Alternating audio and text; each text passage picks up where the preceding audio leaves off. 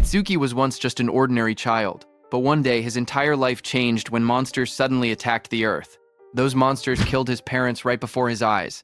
Left alone in this world, he swore that he would kill every single monster. 10 years later, the day finally arrived when he could awaken his power and become a hunter. He stepped onto the stage as the world's most powerful hunters watched, placing his hand on the awakening stone. But little did he know, fate had other plans for him. He awakened the most mysterious talent, Limit Breaker, a power no one knew anything about. On top of that, he discovered that his level was fixed at 0, meaning he could never level up.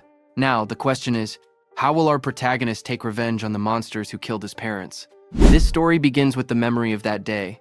Countless eerie black monuments fell from the sky. They dropped through the clouds one after another, their shadows covering the city below. Strange glowing spheres and lightning-like energy swirled around them as they descended. Right after that, barriers were deployed. A massive purple beam shot upward from the middle of the city, twisting the sky like a vortex. People standing on the streets stopped and stared, watching the glowing tower rise before them. Monsters called disaster beasts broke through the barriers and invaded the human world. Among them appeared a giant dark figure, the demon of destruction, Ringa, standing tall with purple energy swirling behind him. Soon, countless terrifying beasts flooded the streets. Armored monsters, winged creatures, and huge clawed beasts rushed forward, while people screamed and ran. Disaster struck instantly. A monstrous armored creature swung its arms, sending a man falling backward as he shouted for everyone to run. Nearby, his child cried and reached out, calling for his dad, as his mother ran while chaos erupted around them. Across the streets, different beasts attacked from all directions. A winged creature swooped down, a burrowing beast erupted from the ground, and blue-flamed monsters charged toward the fleeing civilians. Bodies fell on the road as the destruction spread, and the entire area was swallowed by panic. The armored monster rushed forward with blue flames bursting around its body. Its jaws opened wide as it roared, blue light flashing in its eyes. It shot a swirling vortex of blue flames toward a woman who ran away, holding a child tightly against her chest. The flames spread across the road as the monsters closed in. That woman was caught by the blue flames and threw her child ahead. The small boy reached out weakly while lying on the ground. The woman's voice trembled as she repeated the same word, telling her child, Itsuki, to run. The child looked at her with tear-filled eyes and called out for his mom. Just then, suddenly, someone shouted Itsuki's name again. A drop of sweat slid down a boy's face as the voice echoed. In the next moment, the scene returned to the present. A girl with pink hair turned around toward him. She asked what was wrong, saying he was spacing out. He stood among the lined-up students and answered quietly that it was nothing. Hearing that, she narrowed her eyes and leaned in slightly, asking him again if that was really true. Then, while he was crying, the boy who was the same Itsuki from that day stood still with tears running down from one eye. Before he could answer, another student suddenly wrapped an arm around his shoulder and spoke cheerfully. He said, Itsuki must be sleepy, since he's usually asleep at this time. But today, there was suddenly a school-wide assembly. While they were talking, Itsuki pointed toward the stage and told his friends that the teacher there was dressed strangely. On stage, the teacher, wearing some kind of armored helmet, explained what happened after the disaster beasts appeared. Some humans gained the power to fight back, and they became known as Awakened. The armored man described how, 10 years ago, the largest disaster beast attack happened at the northern shore of the Blue River. Awakened from all over the world crossed the river to repel them in what became known as the River Crossing War. Though attacks had decreased since then, the number of descending monuments had started to rise again. A large-scale attack similar to that war was likely coming soon. Itsuki's classmate leaned in again and pointed at a man on the stage. He explained that the person was Izumi Nento, the commander-in-chief of the northern continent. He asked how Itsuki could be from the north and still not know him. Itsuki looked at Izumi Nento quietly. He said the name sounded familiar, and admitted he once imagined a hunched old man with a long beard, but the person on stage looked stranger than he expected. Itsuki's classmate grinned and told him he understood. But despite the odd appearance, Izumi Nento was the first awakened. It was thanks to him that humanity knew about the monuments and the disaster beasts. Itsuki's friend spoke excitedly, saying that this man was the strongest awakened. He added that even Teiwa Jin, known as the light of humanity, was his student. The scene shifted back to the armored man as he explained that recent research showed even ordinary people who had not yet awakened had a chance of gaining power by touching a monument. Izumi Nento stood on the stage, his long cloak spreading like black flames. He told the students he had come to let them try to awaken. He urged them to devote themselves to the fight against the disaster beasts. Just as he said that, glowing blue blades slashed across the stage as the monument burst open. Light shot outward, scattering fragments, while a guard in sunglasses stood nearby, watching. Seeing this, the students reacted with loud excitement. One of them shouted in shock as a monument rose from the ground, wondering if it was magic. Another yelled that this was not the time to be surprised. They clenched their fists, saying it felt like a dream, praying to become awakened. In the crowd, Itsuki's friend grabbed his arm in excitement. He told Itsuki that they finally had a chance to become awakened. His eyes shined as he said the word finally. Saying that, he started walking toward the stage. Seeing this, Itsuki's friend grabbed his shoulder, shouting that he shouldn't be left behind. The pink-haired girl called out to them, telling Itsuki to get back in line properly. But Itsuki walked past her, and a red glow flashed across his eyes. The girl looked at him in shock as the light streaked through the air. A close-up showed Itsuki's expression changing. His eyes shined red with excitement as he said that the day had finally come. On stage, a student touched the large black monument, but nothing happened. A guard immediately called out that it was no good and told the next person to step forward. The students watching reacted nervously. One boy pointed out that the previous student had broken the school's athletic record in his first year. He said that if even someone like that couldn't awaken, then there was no way he could. The girl beside him replied that athletic ability probably wasn't related and that it was too early to give up. More students reached out to touch the monument one after another. The guard repeated the same word. Next, as the line kept moving forward, the students crowded together anxiously. One boy with white hair nervously pointed out that not a single person had awakened yet. Others muttered in worry. A girl with short brown hair said she thought it would be easy. The boy beside her trembled, wondering if their entire school would be wiped out. The guard called out the next name loudly, Oishi Hikaru. Nearby, a group of students whispered their concerns. One girl said she didn't want him to awaken. Another explained that he was already a habitual bully, and if he gained powers, they would be in trouble. A boy suddenly pointed toward the monument and shouted that something was happening. Lightning erupted violently from the monument, blasting outward. Oishi Hikaru's body was lifted off the ground as crackling blue electricity surrounded him. The sudden burst drew everyone's attention. A glowing blue screen appeared beside him, showing his information as he grinned excitedly. He thought to himself that both Izumi Nento and the woman beside him would surely recognize him now. The screen displayed Oishi Hikaru, human, level 0, job, elementalist, lightning gift grade 2, undisclosed. Status, attack 3, agility 4, defense 2, magic 3, total 12 stat points. Watching from beside the monument, the blue-haired woman spoke softly. She told her father that they finally had one. She explained that level 0 stats usually totaled only 5, but this boy had reached 12. Her father, Izumi Nento, remained calm. The girl said it was still better than nothing. The school courtyard grew silent as Oishi Hikaru raised both arms triumphantly. Confetti sparkled around him while he grinned proudly. He muttered to himself, wondering if the old man Nento had anything to say to the first awakened student. But before he could boast further, someone grabbed his shoulder from behind. He turned sharply, surprised to see Itsuki stepping past him. Oishi Hikaru spun toward Itsuki angrily, shouting at him. He demanded to know why Itsuki was touching him with dirty hands, yelling if he had a death wish. The watching students whispered among themselves. One girl asked who the boy was, noticing that he had cut the line. Another replied that it was Tenma Itsuki from Class 5. Someone else muttered that he was finished. Once Oishi targeted someone, it was over. From above, the blue-haired woman and Commander Nento observed quietly. The woman narrowed her eyes and said she sensed incredibly intense emotions coming from that student. Itsuki stood before the towering monument, placing his hand on the stone. His eyes glowed red as dark memories flashed through him.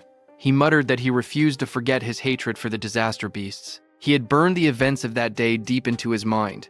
Commander Nento stared forward as if sensing something unbelievable. Out on the awakening platform, a massive blue apparition rose behind Itsuki. The glowing figure towered over him, holding a sword and radiating overwhelming power. Itsuki stood calmly beneath it. As blue light filled the air, the monument erupted with energy. A sharp, glowing structure formed above Itsuki, surrounded by swirling streams of light. The light expanded outward, wrapping around the entire area like a giant lotus blooming in the sky. The crowd below watched as the school grounds were covered in a glowing dome. Students stared upward, speechless. One boy pointed out that the pillar of light reached hundreds of meters into the sky. Another said it looked far more spectacular than Oishi's awakening. Two of Itsuki's classmates watched with excitement. Both of them smiled and cheered proudly, shouting that this was exactly what they expected from Itsuki. The blue-haired officer stared at the sky in shock. She said that this phenomenon only appeared when the rarest job, Order Breaker, was born. She placed a hand near her mouth, unable to hide her surprise. Even Commander Nento said he looked forward to seeing how capable the student would be. Seeing that, Oishi's expression twisted with frustration as he glared at the overwhelming light. Itsuki opened his eyes in confusion. Surrounded by shimmering blue energy, he wondered where he was and asked himself if he had awakened. Looking around, he found himself sitting cross-legged in the center of a massive glowing lotus made of light. Countless petals surrounded him, floating in a calm, otherworldly space. Suddenly, a blue system screen appeared before him. Itsuki stared at it in shock as it displayed Tenma Itsuki's stats. He was a human at level 0, which was fixed. His job was Orderer Nirvana. His gift was Nirvana, a special grade. His level was fixed. His stats increased when acquiring skills. It removed all debuffs and fully healed injuries. Just then, another blue window appeared, showing his skill, Overmimesis, which was Z rank.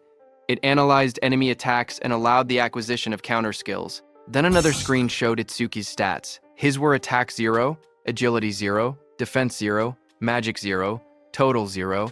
Itsuki's face went pale as he stared at the results. His jaw dropped, and he exclaimed silently that everything was at 0. But then two blue system windows appeared in front of Itsuki.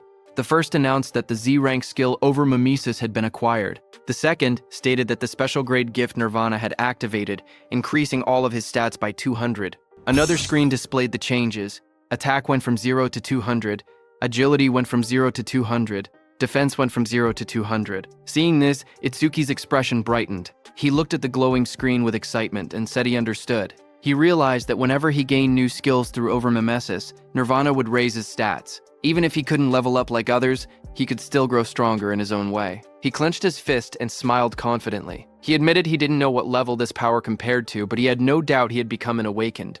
With determination in his eyes, he declared that he would annihilate the disaster beasts. A massive burst of blue light exploded from the monument. Students around him shielded their faces and shouted that the light was too bright. Some grabbed their eyes in pain. Through the blinding radiance, Itsuki's silhouette stood tall within the monument's glow. Lightning and energy swirled around him in a powerful display.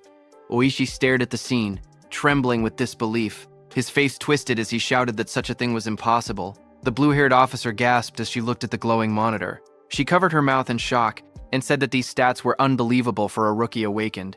Even Commander Nento admitted that it was hard to believe, but stated that Itsuki was undoubtedly among the strongest of all new awakened in history. Outside, Itsuki stepped out of the light, petals of blue energy swirling around him, watching his silhouette shine with power. Just one word left Commander Nento's mouth: the strongest. A system window displayed his public information: Tenma Itsuki, level 0 fixed. Job, Order Breaker gift. Special grade undisclosed. Skill undisclosed. Status attack 200. Agility 200. Defense 200. Magic 200. Total 800. In the crowd, students and teachers erupted in cheers. They shouted that Tenma's stats had shot up all at once. Someone cried out in disbelief, saying they never imagined their school would have someone this amazing. An older teacher yelled that this feat would go down in school history. But among the cheering crowd, Oishi trembled with rage. Lightning crackled around him as his eyes glowed red. He clenched his teeth and glared at Itsuki, furious that the cheers he believed should have been his were now stolen away. Oishi's rage exploded as lightning surged across his body. He shouted that a loser like Itsuki should stay a loser. Students around him backed away as sparks crackled through the air, their faces tense with shock. Electricity flooded the entire hall, and Oishi stepped forward with a crazed expression. He declared that he would eliminate Itsuki using his newly acquired skill. Above the crowd, Itsuki stood calmly, staring down from the top of the monument as lightning scattered below him. Itsuki clenched his fist as a blue system window appeared. The screen displayed C-rank skill, Silver Serpent, detected. Overmimesis activated. Itsuki's eyes sharpened as multiple blue panels began processing. The analysis started at 27%, then climbed quickly.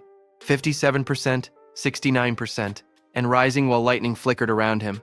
Itsuki made his move and jumped with lightning speed. The floor cracked under the impact as the lightning slammed down. Students gasped when they looked up and realized something was wrong. One girl asked where Itsuki had gone. Another student said they saw a flash of electricity, and then Itsuki suddenly vanished. Oishi looked around in confusion, wondering where Itsuki was. A glowing blue window reached 88%, as Itsuki appeared behind Oishi like a shadow wrapped in lightning. His eyes shone with a blinding horizontal beam. Oishi froze in terror. Sweat poured down his face as he realized Itsuki was behind him. He panicked, unable to move. Itsuki placed a hand on Oishi's shoulder. His voice was cold as he told Oishi to consider himself lucky for being born human. He added that if Oishi were a disaster beast, he would have killed him about 100 times already. Oishi trembled uncontrollably, fear tightening his entire body. Moments later, Itsuki casually stepped forward, while Oishi collapsed onto the ground. Another student shouted in shock, asking when Itsuki had moved behind him. Someone else laughed nervously, saying Oishi must have been so scared his legs gave out. Another warned them to be quiet before Oishi heard them. A new panel floated above Itsuki, showing 94%, then rising quickly. Blue energy swirled around him as the progress reached 99%. Itsuki glanced at the glowing screen and commented that maybe the analysis was fast because it was only a C-rank skill. The display turned pitch black and flashed. Analysis progress, 100%. Lightning exploded around him as a new message appeared, saying C-rank skill Thunderbreaker required. Itsuki stood in the center of the crackling blue electricity, his body glowing as the newly gained power wrapped around him like living lightning. The students watched nervously as the light began to glow again. One of the boys stared in shock, saying it was happening once more. Another student, wearing sunglasses, adjusted them with a grin, saying it was a good thing he had brought them. Inside the glowing space, Itsuki appeared sitting calmly with a thoughtful expression. He realized that every time an analysis finished, he was forcibly brought into this strange place. In front of him, the system windows appeared, stating that the analysis of Silver Serpent was complete and the skill Thunderbreaker had been acquired. Another window opened, showing the description of Thunderbreaker Level 1. The skill allowed him to absorb C-rank and lower lightning attacks into his body. When releasing the absorbed lightning energy, his agility would increase by 50%. It also had a passive effect. Each time he absorbed a C-rank lightning attack, his agility would permanently increase by 5%. Another message added that all his stats had increased by 10. All debuffs were removed, and his injuries were fully healed. Outside, the students shielded their eyes as a massive burst of blue light exploded from Itsuki's body. The lightning wrapped around him in swirling arcs as he stood in the center of the arena steps. The electric pressure pushed outward, and the crowd instinctively stepped back or covered their faces. Someone shouted that Itsuki was now cloaked in lightning from head to toe. Another student panicked, saying Itsuki's lightning was even brighter than Oishi's. Oishi, who had attacked him earlier, stared with trembling eyes, unable to believe how Itsuki had learned a skill like that. Itsuki's body glowed intensely as the system displayed his rising stats. It showed each attribute increasing: attack, agility, defense, and magic, all rising from 200 to 210, bringing his total from 800 to 840. Just then, the students looked up at the sky in confusion. One of them said it had been sunny just a moment ago. Another asked if it was rain. A third student lifted his hand, trying to feel the drops, when someone suddenly shouted that something was falling. A dark, coffin-shaped object wrapped in lightning descended from the stormy clouds. The rain poured harder as it crashed down toward the school grounds. The woman with blue hair and glasses saw it and shouted in shock, calling it a monument. She questioned why it had appeared here of all places. Commander Nento quickly announced that the school-wide assembly was canceled and ordered everyone to evacuate outside the school grounds. Just like in their drills, he realized that there was no doubt the target was him. The woman turned to Commander Nento and told him that they should escape too, since combat wasn't their specialty. But Commander Nento beside her shook his head. He warned that if they ran, everyone else would panic. He pointed ahead, telling her to look, because the boy standing there was calmer than both of them. Ahead of them, lightning exploded around the descending object. Students ran in all directions, fleeing in fear.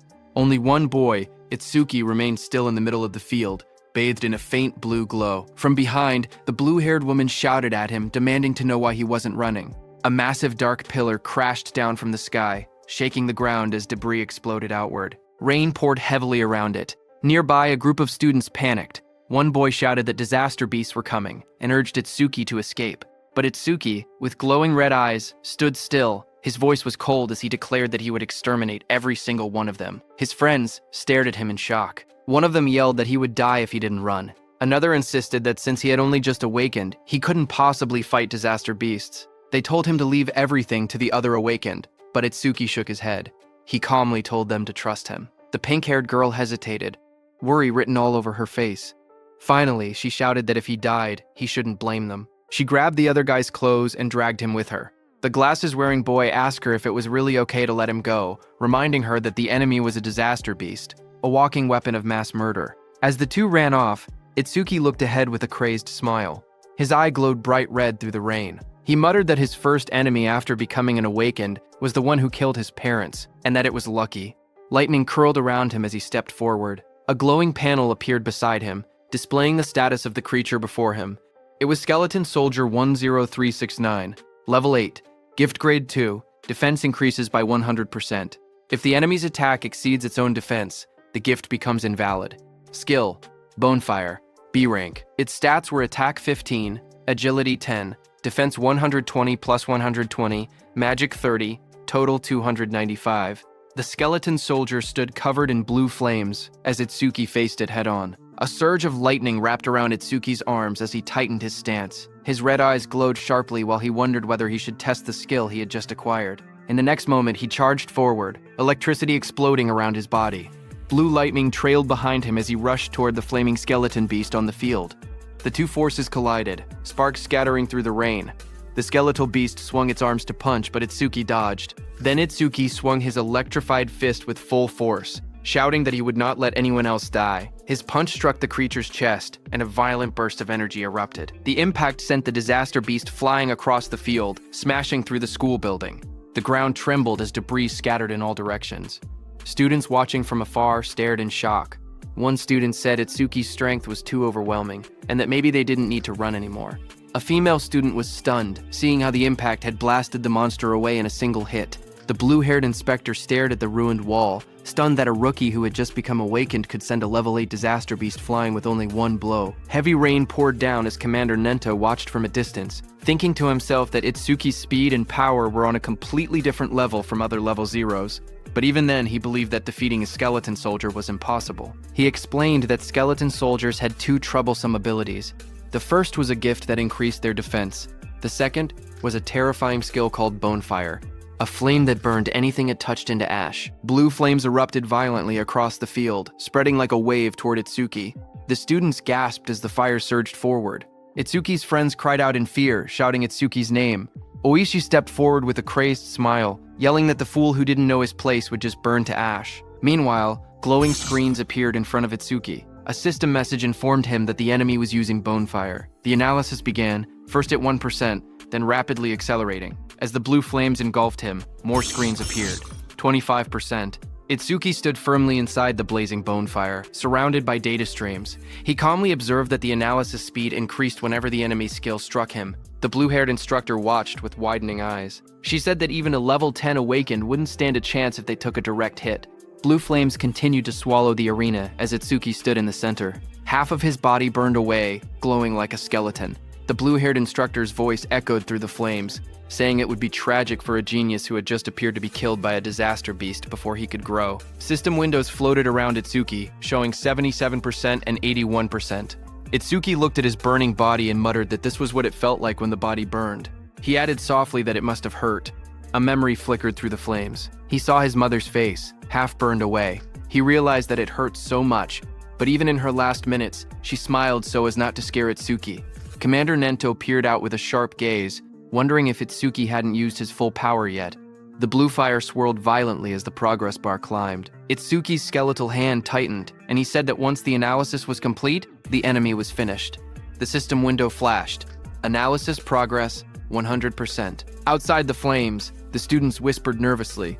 One asked if it had been too soon to hope for a rookie who had just become awakened. Another admitted he had been stupid to expect anything. But suddenly, someone pointed forward in shock. He shouted that the blue lotus flower had appeared again. He said Itsuki might show them another miracle. Blue light swirled around Itsuki as he stood inside the burning aura, wondering what kind of skill he would gain this time. The flames around him continued to fade, revealing his burned and cracked body beneath the blue energy. Then a system window appeared, showing that the analysis of Bonefire was complete. It stated that a new skill, Black Wall, had been acquired. More windows followed, explaining the skill.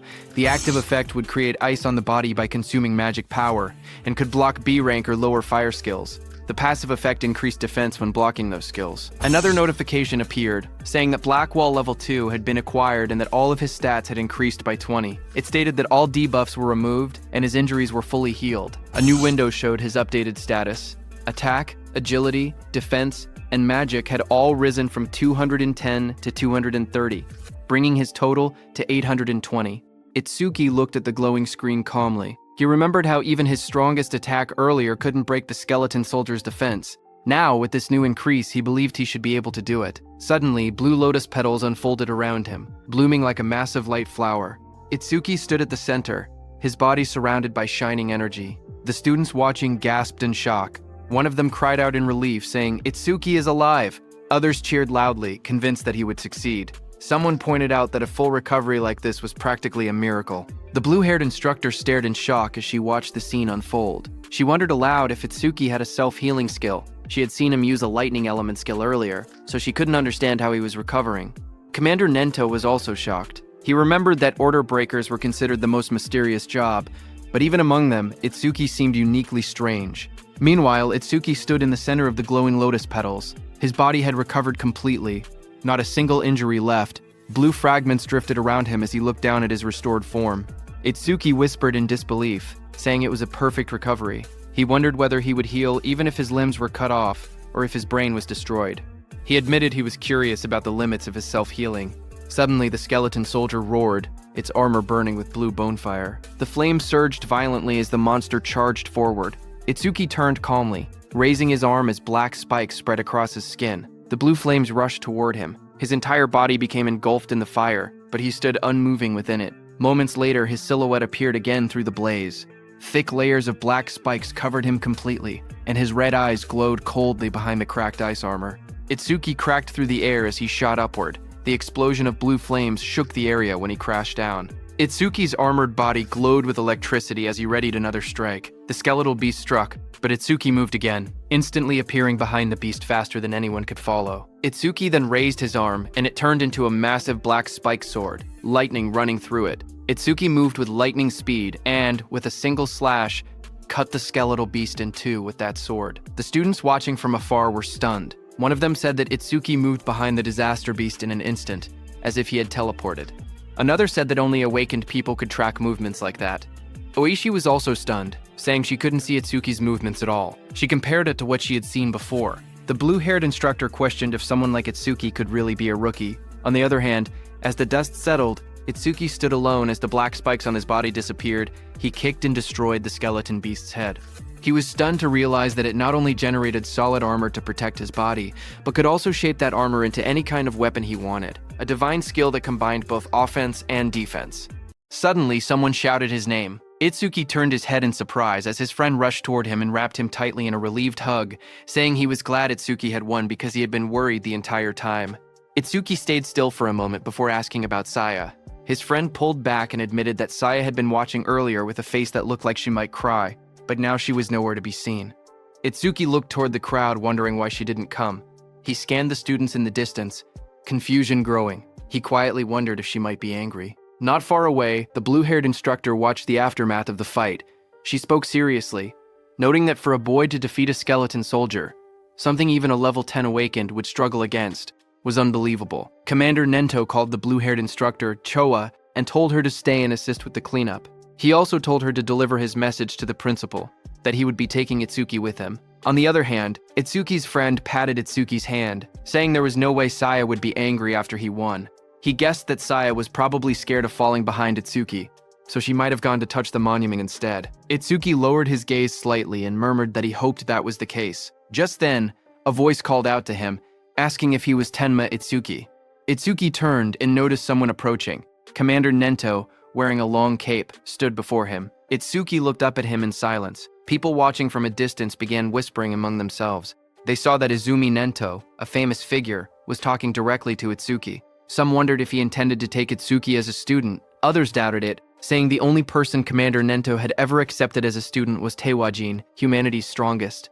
They insisted that no matter how strong Itsuki seemed, something like that wouldn't happen. Itsuki's friend stepped away nervously and said he would go look for Saya. Commander Nento then looked down at Itsuki and spoke calmly. He told Itsuki that he was quite special. Itsuki looked at Commander Nento and repeated the word softly, asking what he meant by calling him special. Commander Nento observed Itsuki closely and saw dark energy gathering around Itsuki. He told Itsuki that his heart seemed filled with anger and hatred. Itsuki stood in the darkness, a glowing light shining across his eyes. Commander Nento then stepped forward and said that he wanted to know the reason behind that hatred. Itsuki finally spoke, explaining that 10 years ago his parents were killed by disaster beasts while trying to protect him. A scene from his childhood flashed before his eyes, his younger self crying helplessly as danger closed in. He remembered how he had nearly been killed as well, but an awakened appeared at the last moment and saved him. the powerful figure struck the beast right in front of the frightened Itsuki. Itsuki told Commander Nento that right before his eyes, he had watched his mother die. A glowing blue flame slowly consumed his mother's body. Even as half her face vanished into bone and ash, she smiled gently at Itsuki and told him that he must walk the rest of the path on his own. Young Itsuki stared at her with trembling eyes, unable to understand. His voice cracked as he cried out for his mother. Anger raged inside him as he looked at the beast. Words echoed in his mind, reminding him that both his mother and father had died because of beings like this. Tears streamed down his face as he shouted in denial. Before him, a towering, monstrous figure rose from the darkness, an enormous being surrounded by raging purple flames. Its shadow loomed over Itsuki as he realized the horrifying truth. The creature before him was the root of all evil. Shaking with rage, Itsuki glared upward. His eyes burned red as hatred filled his heart. On that day, he swore a vow. He would kill that demon and every last creature of its kind. In the present, Itsuki clenched his jaw, a tear slipping down his cheek as he shouted that he would kill all of its kind. Commander Nento looked at him and commented that even with a heart consumed by hatred, Itsuki still shed tears. Itsuki raised a hand to his face and explained calmly, ever since he witnessed the tragedy of his mother's death, his left eye had stopped producing tears, but his right eye had begun crying on its own. Thanks to that, he said he never forgot his hatred for the disaster beasts. Commander Nento then asked if Itsuki would become his student. He promised to get him into the Salvation League and help him gain the immense power needed to take revenge on the disaster beasts. Itsuki repeated the words quietly, asking what the Salvation League was. Commander Nento then explained. He told Itsuki that to counter disaster beasts more efficiently and scientifically, the governments of the 5 continents had gathered strong awaken from around the world and created an official organization. The members of this organization were called saviors, he continued, saying that saviors were provided with resources such as dedicated training grounds and powerful weapons. They were also guaranteed high compensation. Even trainee saviors received 10,000 gold per month. Itsuki listened in surprise, realizing that 10,000 gold was enough to buy a car. Commander Nento then warned that such generous treatment was not given for free. Saviors were expected to constantly fight disaster beasts on the front lines and protect people's safety. Itsuki stood shirtless, his expression calm as he spoke. He said that he did not care about high pay or special resources. What mattered most to him was something else. Determination filled his eyes. His gaze sharpened as he clenched his fist. He declared that what mattered most was fighting disaster beasts on the front lines. With unwavering resolve, he announced that he wanted to become a savior as well. Commander Nento then explained the process. He said that the Salvation League held an exam every February known as the National Salvation League Tournament, with more than 10,000 participants. Each contestant earned points based on performance, but only those who ranked within the top 100 were allowed to become saviors. Hearing this, Itsuki asked what the highest record in history was. Commander Nento told Itsuki that it would not be very useful as a reference. He explained calmly that the record was 115,000 points, set by Taewajin 11 years ago. He added that passing required only 30% of that score, while securing first place required at least 50%. Itsuki silently recalled the name Taewajin, the strongest awakened, known as the light of humanity, the one Rikaru had mentioned. Commander Nento told Itsuki that Jin was special, and that comparing himself to Jin would only bring despair. But even so, Itsuki should still have confidence because he believed Itsuki could one day stand shoulder to shoulder with Jin. Itsuki stood shirtless on the training ground, his expression steady. With unwavering determination, he declared that he would surpass Taewajin. Hearing those words, Commander Nento's eyes widened inside the helmet. Reacting with surprise, he remembered something from the past, a time when he had stood with Taewajin and told him that he had become incredibly popular. The younger generation was trying to follow in his footsteps, but Taewajin warned that following alone would never win the war against the disaster beasts. Someday, someone would surpass him, just as a new sunrise replaces the setting sun. Taewajin said that he looked forward to that day, seeing Itsuki's resolve. Commander Nento thought that the sunrise Taewajin had been waiting for had finally appeared. A few hours later, Commander Nento took Itsuki to another place. When Itsuki saw the massive dome-shaped structure rising in the distance, glowing under the sky, he asked quietly what it was. Commander Nento explained that these monuments acted as passages connecting the human world to the world of disaster beasts. He said that if the beasts were killed but the monuments were left untouched, new beasts would simply appear again. He pointed at the massive dome-shaped building and explained that this facility was created to isolate monuments that couldn't be destroyed. Awakened individuals periodically entered it to sweep out the disaster beasts that emerged. This kept the danger under control and also served as training. Itsuki looked at the building and asked if it was a training facility. Commander Nento, standing beside him, confirmed it, saying they called these places stages. He explained that the number and strength of the beasts inside couldn't be controlled, making it extremely dangerous. Commander Nento told Itsuki that the beasts in this specific stage were especially strong. Among all rookie-level stages, this one had the highest mortality rate. Because of that, people called it the rookie graveyard. He told Itsuki that when Jin was still a rookie, he had cleared this deadly stage in 3 minutes and 14 seconds. Commander Nento turned to Itsuki and said that if Itsuki truly intended to surpass Jin, then 3 minutes would be his limit. As Itsuki walked toward the giant facility, Commander Nento told him that if he could clear the stage within 3 minutes, he would accept him as his student. Hearing that, Itsuki's eyes sharpened with determination. He wanted to surpass Jin and become Commander Nento's student. People in the lobby turned their heads when they saw a familiar figure. Someone pointed and said that Mr. Izumi had arrived. Another person noticed Itsuki walking beside him and asked if that was the rumored rookie. The crowd stared in surprise, whispering that there was no way a rookie could walk next to Mr. Izumi unless he was an awakened, on Taewajin's level. Itsuki looked around quietly and wondered to himself if this person was really that famous. Thinking that, he walked toward the stage entrance and saw the display showing the Disaster Beast level inside. Level 10.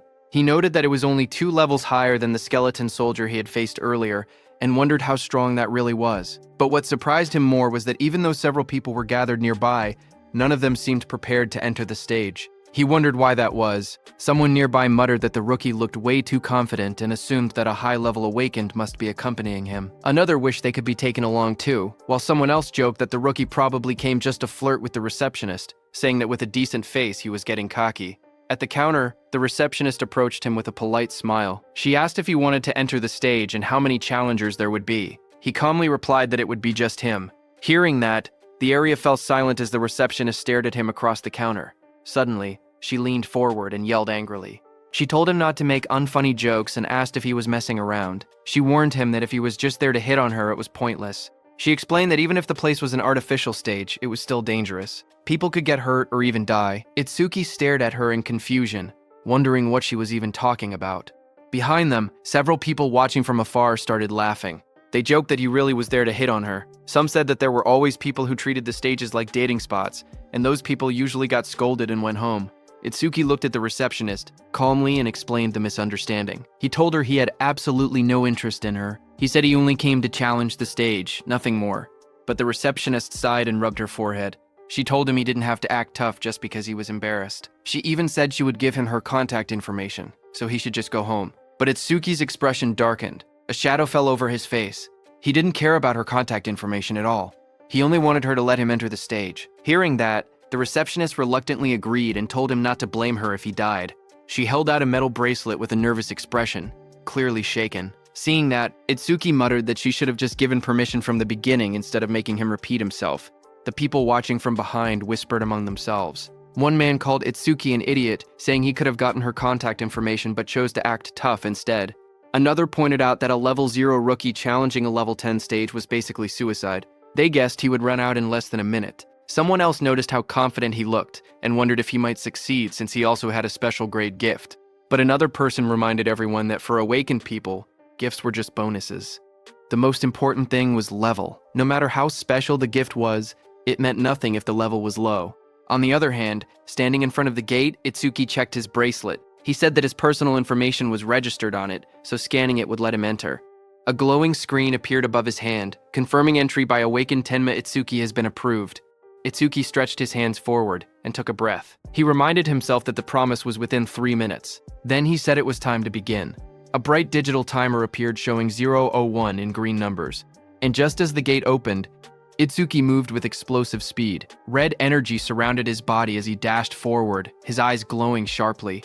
He looked around and noticed the vast area. He thought that the interior space was much bigger than he expected. As he ran across the grassy field toward a tall black tower, he told himself that it was his first time entering a stage, even if it was an artificial one. Suddenly, Itsuki noticed a creature rush in and said that it was coming. That creature jumped toward him. It was a wooden monster from the Kodama tribe. A blue window appeared beside it, showing its information. Kodama number 1307 from Kodama tribe. Level 4. Gift. None. Attack. 49. Agility. 48. Defense. 53. Magic. 24. Total. 174. Seeing it coming, black spikes formed on Itsuki's hand. In the next moment, he slashed downward with overwhelming force. A sharp strike of energy cut through the target as he launched his attacks. Itsuki stood calmly with the massive black spike axe hand, smiled, and remarked that an axe was always the best tool for trees. He then asked the remaining monsters how it felt to see their comrade cut in half. Dozens of Kodama creatures rushed at him. He stood tall and called them rotten trees. Outside, Choa spoke to her father, Commander Nento. She asked why, out of so many rookie stages, he had made the newcomer enter this one specifically. Commander Nento answered that Itsuki claimed he would surpass Jin, so he simply brought him to the same stage Jin first challenged. Hearing that, Choa frowned and said that surpassing Jin was impossible unless someone stepped outside the bounds of humanity. Hearing that, Commander Nento asked Choa if she believed Jin had already transcended humanity. Choa recalled the time she met Jin for the first time. She had once thought Jin was kind and approachable. Then she saw Jin instantly kill a level 97 disaster beast. She recalled that Jin's eyes during that fight were different. She remembered those eyes clearly. Cold, solitary, and transcendent. She felt that they didn't seem human at all. She described Jin's gaze, saying his eyes were like the eyes of a god. Hearing that, Commander Nento told Choa that Itsuki also had potential comparable to Jin, but at the moment, he was nothing more than an unpolished gemstone. He added that if Jin could be compared to a godlike existence who saved people, then Itsuki was the opposite, a demon consumed by hatred. Meanwhile, on the battlefield, Itsuki stood among the fallen wooden beasts. He stated that Over My Maces wouldn't even activate against disaster beasts of this level. Just then, a dark silhouette appeared behind him, its eyes glowing red. His own eye glowed the same way as the shadow towered over him. In the next moment, his body moved at extreme speed, cutting through the enemies with a sharp motion. Itsuki stood before the fallen creature and looked down calmly. He asked if that was the end. He examined the broken body and wondered if level 10 disaster beasts were only this strong. But then he thought that if that were true, this place wouldn't be called the Rookie Graveyard. There had to be something else. Just then, a blue system window appeared before him. It displayed B-rank skill, self-regeneration detected, Over My Mimesis activated. Another window followed, analysis progress 5%. Itsuki turned as a sudden sound caught his attention. His expression shifted slightly. The level 10 disaster beast rose again behind him, its entire form twisting upward with glowing green eyes. Its long vine-like limbs burst outward and lunged at him. Itsuki braced himself, thinking in surprise that he had cut off half its head, yet it had regenerated. The moment the towering monster regenerated, Itsuki narrowed his eyes and muttered that he knew things wouldn't be straightforward. A glowing blue system window appeared in front of him, revealing the creature's details. It identified the monster as Regenerated Kodama, number 520 of the Kodama tribe, a level 10 beast with a grade 2 gift. Its defense had dropped by 50%, but its self-healing ability had greatly increased. Another blue window listed its stats clearly. Attack, 110, Agility, 100, Defense, 60, Magic, 180, Total, 450. As the creature's roots and branches whipped wildly, Itsuki tightened his fist. A system alert flashed. Black Wall activated. The next second, his hand was covered by black spikes cutting through the roots. Itsuki jumped at the monster. While dodging the monster's attacks, he quickly analyzed the situation. He realized the beast couldn't regenerate if he damaged it fast enough. He told himself that he had to deal massive damage in a short amount of time. The analysis window appeared beside him. Itsuki smashed forward with his armored arm, splitting through the Kodama's defenses as sparks and debris burst around them. His eyes glowed red as he moved like a shadow slicing through the forest of wooden limbs. Each step sent shockwaves across the ground, and each strike pushed the progress window higher. Itsuki surged forward again, his blade-like arm shining with a cold blue light. Then he shot upward before crashing down like a falling spear, splitting the monster's giant body in half. Light from his attack cut straight through the Kodama, illuminating the entire battlefield. The towering creature's body split down the middle, a glowing crack running from its head to its torso. Its golden eyes shone through the gaps as its massive frame began to fracture. Itsuki watched with sharp red eyes, a grin forming on his face. He said he wasn't done yet. He said he would mince the creature completely so it wouldn't regenerate. In the next moment, he raised both arms. A blinding vertical slash of light tore downward, cutting the giant monster clean in half. Cuts spread across the creature's body, and the wooden shell shattered into countless pieces. The fragments scattered through the air, glowing faintly before breaking apart completely. As the dust settled, Itsuki lowered his arm and exhaled. He said, "This should be enough." He added that using Black Wall for so long was draining his magic. But before he could rest, vines and roots twisted together again in front of him. The wooden creature's form surged upward with glowing yellow eyes, rising from the remains and preparing to attack. The glowing display in front of Itsuki showed 60%, but the fight still raged on. Wooden tendrils whipped toward Itsuki as he moved between them with sharp, fluid steps. He glanced back with an annoyed expression, thinking that even after all of this, the monster still refused to die. He quietly muttered that it was becoming a real pain. The attacks continued to strike from every angle. As he dodged, he noticed something important. Every time the monster regenerated, overmimesis analysis speed increased. His eyes narrowed. That meant the longer this continued, the faster the analysis would complete. He realized he needed a new approach. He decided to cancel Blackwall to conserve his remaining magic, and instead rely on Thunderbreaker to avoid the attacks while keeping his distance. Continuing this pattern until the analysis finished would be the winning strategy. But there was a problem. He didn't have much time left before the 3-minute limit ran out. Lightning crackled across his arm as the display climbed to 75%. Determination hardened his expression. He activated Thunderbreaker and Black Wall at the same time, pushing his offense to the extreme while forcing the monster to repeatedly regenerate. Doing so, he thought, would increase the analysis speed even further. Power surged around him. Arcs of lightning danced across his arm as he charged forward with a cold, focused expression. The creature's wooden body split down the middle, its golden eyes glowing through the cracks. Electric sparks flashed violently as he fought. If overmimesis failed when his magic hit 0, he knew he would die right there. The percentage rose to 80%, then 85%, as he forced his body forward through the storm of wooden strikes. He told himself that if he died now, then everything he'd done would amount to nothing. Lightning gathered in his arm as he unleashed another powerful strike, but right before hitting the monster's head, his magic power hit 0. Finally, his body staggered. Blood dripped from his mouth. He lowered his head and quietly muttered, "Damn it." Itsuki stood pierced by sharp wooden spikes, his body battered and barely holding on.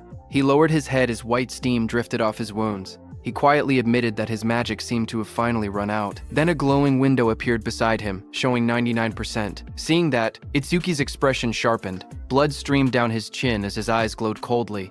He declared that just as he thought, overmimesis did not need magic to activate. With a strange smile, he announced that this match was his win. The window in front of him then showed analysis progress 100%.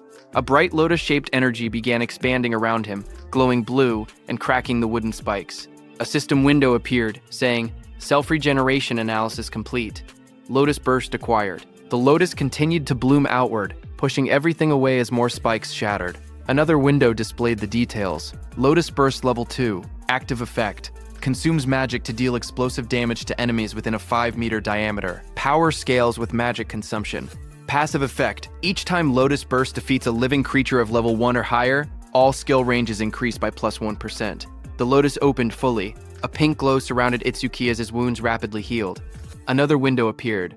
Lotus Burst level 2 acquired. All stats +20. Remove all debuffs and fully heal injuries. The monster watching him narrowed its glowing yellow eyes. A final window appeared. Lotus Burst activated. Itsuki brought his hands together and clapped. A burst of force erupted instantly, followed by a roaring explosion of flames that engulfed everything in front of him. A blazing wave swept outward, and the monster's shadow shot through the smoke and sparks. When the flames settled, he stood there with blood running down his cheek, his hand still extended from the technique he had just used. With a calm breath, he looked ahead and said that Lotus Burst wasn't bad. Smoke rose around the scorched crater at Itsuki's feet. As he examined the destruction, he noted that using only a third of his magic produced this much power, and sweeping away weak disaster beasts would now be far easier. But he admitted he never expected overmimesis to restore magic that had already reached 0. As he stepped forward, something on the ground caught his attention. He stopped, staring at a glowing green crystal beside him, and quietly asked what it was. Meanwhile, outside, the receptionist stared anxiously at the bright red screen. She said that almost 3 minutes had passed since the rookie Itsuki went inside, yet there was still no sign of him coming out. She pointed at the display where the status window showed, "Challenge in progress. Stage level 10. Challenger, Tenma Itsuki. Time used, 2 minutes 09 seconds. Seeing this, she nervously added that they should call the rescue team quickly. Choa adjusted her glasses and spoke calmly. She said she didn't think Itsuki would lose to level 10 disaster beasts, but clearing the stage within 3 minutes seemed impossible. Her sentence trailed off as silence fell between them, but suddenly a new message appeared on the large screen, saying, "New record achieved." Seeing that, everyone in the hall froze. Shocked whispers spread through the crowd. One woman stepped forward, staring at the green screen in disbelief, whispering, "No way." Choa widened her eyes. She asked aloud how Itsuki managed to clear it, unable to believe what she was seeing. And the most shocking thing was that even 3 minutes hadn't passed. A final notification flashed brightly on the monitor. Challenge success. Stage level 10. Challenger Tenma Itsuki. Time used, 2 minutes 14 seconds. Stage clear record updated. The room fell silent as everyone stared at the unbelievable result. The leaderboard screen displayed the results. It showed first place belonging to Tenma Itsuki with a clear time of 2 minutes 14 seconds. Second place belonged to Taewajin, who cleared it in 3 minutes 14 seconds. Third place was Heaton Sho with a time of 7 minutes 17 seconds. Just then, Itsuki came out of the gate, his clothes torn and stained with green liquid. Around him, people reacted in shock. One person exclaimed that Itsuki had really survived, asking whether the green liquid on him was disaster beast blood. Another shouted that Itsuki was a full minute faster than Taewajin. Someone else pointed out that the beasts inside were level 10 disaster beasts and couldn't understand how a level 0 rookie managed it. Another voice added that there was no way a level 0 rookie should have survived. As Itsuki stepped forward, someone began to speak, saying, "Mr. Izumi is coming." Izumi Nento turned toward Itsuki, who asked him if he could now officially receive Commander Nento's guidance. Itsuki looked at him with a faint smile and addressed him as teacher. Commander Nento responded with pride, saying that Itsuki had done well, just as he expected from his student. Standing nearby, Choa watched quietly. She wondered if her father was happy, saying she hadn't seen this expression from him in a long time. In the crowd, people continued whispering. One person shouted in disbelief that Itsuki was actually Izumi Nento's student. Another said it was no wonder he could break Taewajin's record. But someone else added that even if he truly was Izumi's student, as long as his level didn't increase, there would be no room for growth. Just then, the receptionist came forward nervously with a decorated box in her hands. She explained that it was a gift for breaking the record and asked Itsuki to accept it. Her expression softened as she apologized for the rude things she had said earlier. Itsuki looked surprised as he received the box, asking if he truly got something for his achievement. He said that it was fine because a level 0 rookie challenging a stage like that really did seem reckless. He added that he was a complete stranger to them and it wouldn't have mattered to anyone if he had died. But since she tried to stop him, it proved she was worried. Hearing that, the receptionist blushed deeply. She stuttered as she insisted it wasn't like that. Itsuki simply thanked her, which only made her blush even harder. Not far away, Choa called out, telling Itsuki that she was leaving and not to lag behind. She tightened her glasses, annoyed, and warned him not to get cocky just because he had become her father's student. Itsuki straightened up and replied quickly, agreeing. Then Commander Nento beside Choa studied Itsuki and commented that a stage of this level now seemed too easy for him. He suggested raising the difficulty. He continued, saying that Itsuki should be able to challenge advanced stages now. Itsuki looked at him, surprised, and repeated the words, "advanced stages." As the three of them walked together across the rooftop at sunset, Commander Nento continued explaining. He said that a disaster beast's strength was not determined by level alone. The most important factor, he stated, was something else entirely. He explained that the true deciding factor was species. Choa explained that species without intelligence, which moved only by instinct, were usually easy to deal with. But some species possessed intelligence equal to or greater than humans. She explained that such species were far more troublesome than ordinary disaster beasts. Choa continued, saying that awakened beings and disaster beasts were essentially the same type of creature, but with one difference. Only humans were said to possess jobs. Because of that, stats differed depending on species. She went on to explain that advanced stages contain these powerful species or intelligent disaster beasts. Their difficulty was several times higher than normal stages. Most of the northern continent's advanced stages were located in North District 4, and she told Itsuki that this would be his next destination. She asked whether Itsuki had any other questions. Hearing her explanation, Itsuki suddenly remembered the two beasts he had defeated earlier. He thought about them in silence. They hadn't shown any signs of intelligence, and they hadn't screamed even when attacked. He wondered if that meant they didn't even have pain receptors. Itsuki's eyes glowed with sharp intensity as he looked up. He asked Choa whether intelligent disaster beasts had pain receptors or not. Hearing that, Choa suddenly felt a chilling pressure behind her. As she turned, her expression stiffened. She wondered what this terrifying aura was and what Itsuki was thinking. Behind them, a group of people gathered and whispered among themselves. One of them asked if anyone had heard that Mr. Izumi planned to make Itsuki challenge an advanced stage. Another replied that Itsuki, who broke Taewajin's record, should be fine. But one man explained that advanced stages were completely different from normal ones. More importantly, almost all the stages in North District 4 were under a single man's control. He said that every awakened person who had entered an advanced stage there had gone missing, and rumors claimed that the man had killed them. Someone immediately asked if he meant Kinoshita Reiji. Another man began to speak disrespectfully, asking who Kinoshita Reiji even was, and suggesting he acted like a king. His friend quickly covered his mouth, hushing him in panic.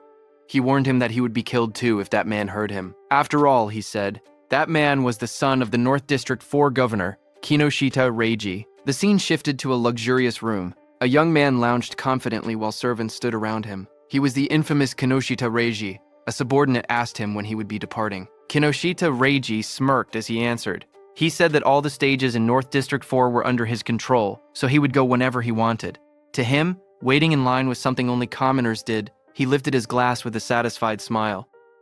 After they left that spot, Itsuki opened the small, ornate box. Inside, a shining stone rested on a red cushion. The three of them sat together beneath the shade of the trees, as Itsuki gazed at the stone and murmured that it was from that time.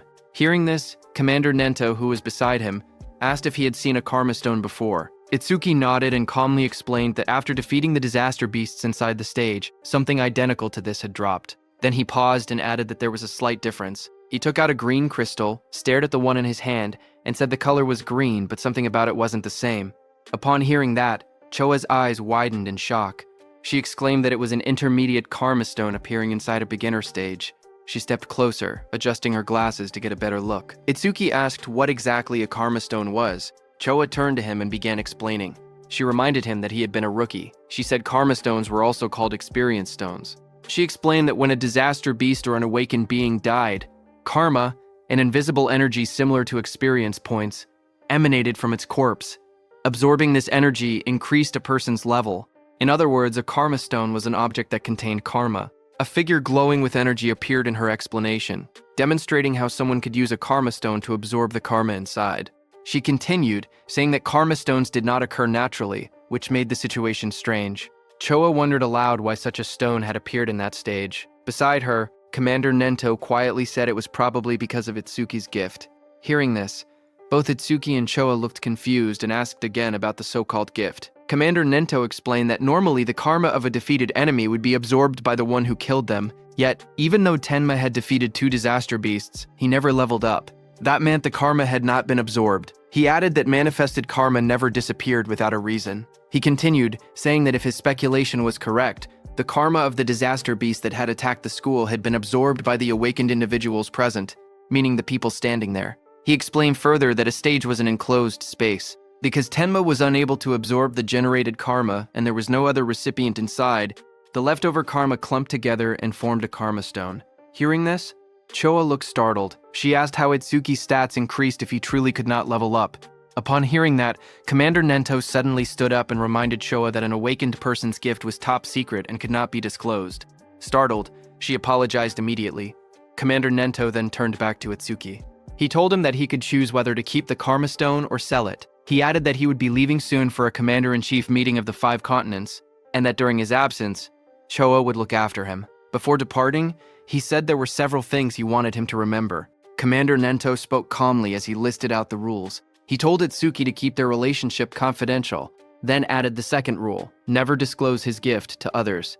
The third rule followed. Itsuki had to clear at least 6 advanced stages before the teacher returned. A fourth instruction echoed after that. He told Itsuki to do what he believed was right without hesitation, promising that no matter what happened, he would be behind him. Hearing this, Itsuki smiled with determination and answered, "Yes, teacher." At the same time, at North District 4, Flaming Rock Execution Ground, groups of students argued with suited guards blocking an entrance. One of them shouted that they had arrived first and demanded to be let in. The guards refused. They said the stage had been reserved by the Kinoshita family's son, telling everyone to go home. The students grew angry. One yelled that having money did not give someone the right to do whatever he wanted. Another pointed out that the privileged boy was not even there yet and insisted they should be allowed in first. Their frustration rose. One threatened to report the situation to the Awakened Guild, saying he did not care who the rich kid was. But before he could finish, a dark figure with glowing red eyes appeared behind them, cutting off their complaints. In the next moment, a powerful attack blasted forward. The students were thrown aside as a muscular fighter struck with overwhelming force, scattering them in an instant. Another student rushed forward, attacking the muscular man. A sharp white arc cut through the air as it struck with full power, but the attack landed directly on the muscular man's body and bounced back, sending shockwaves bursting outward. The impact echoed loudly across the ground.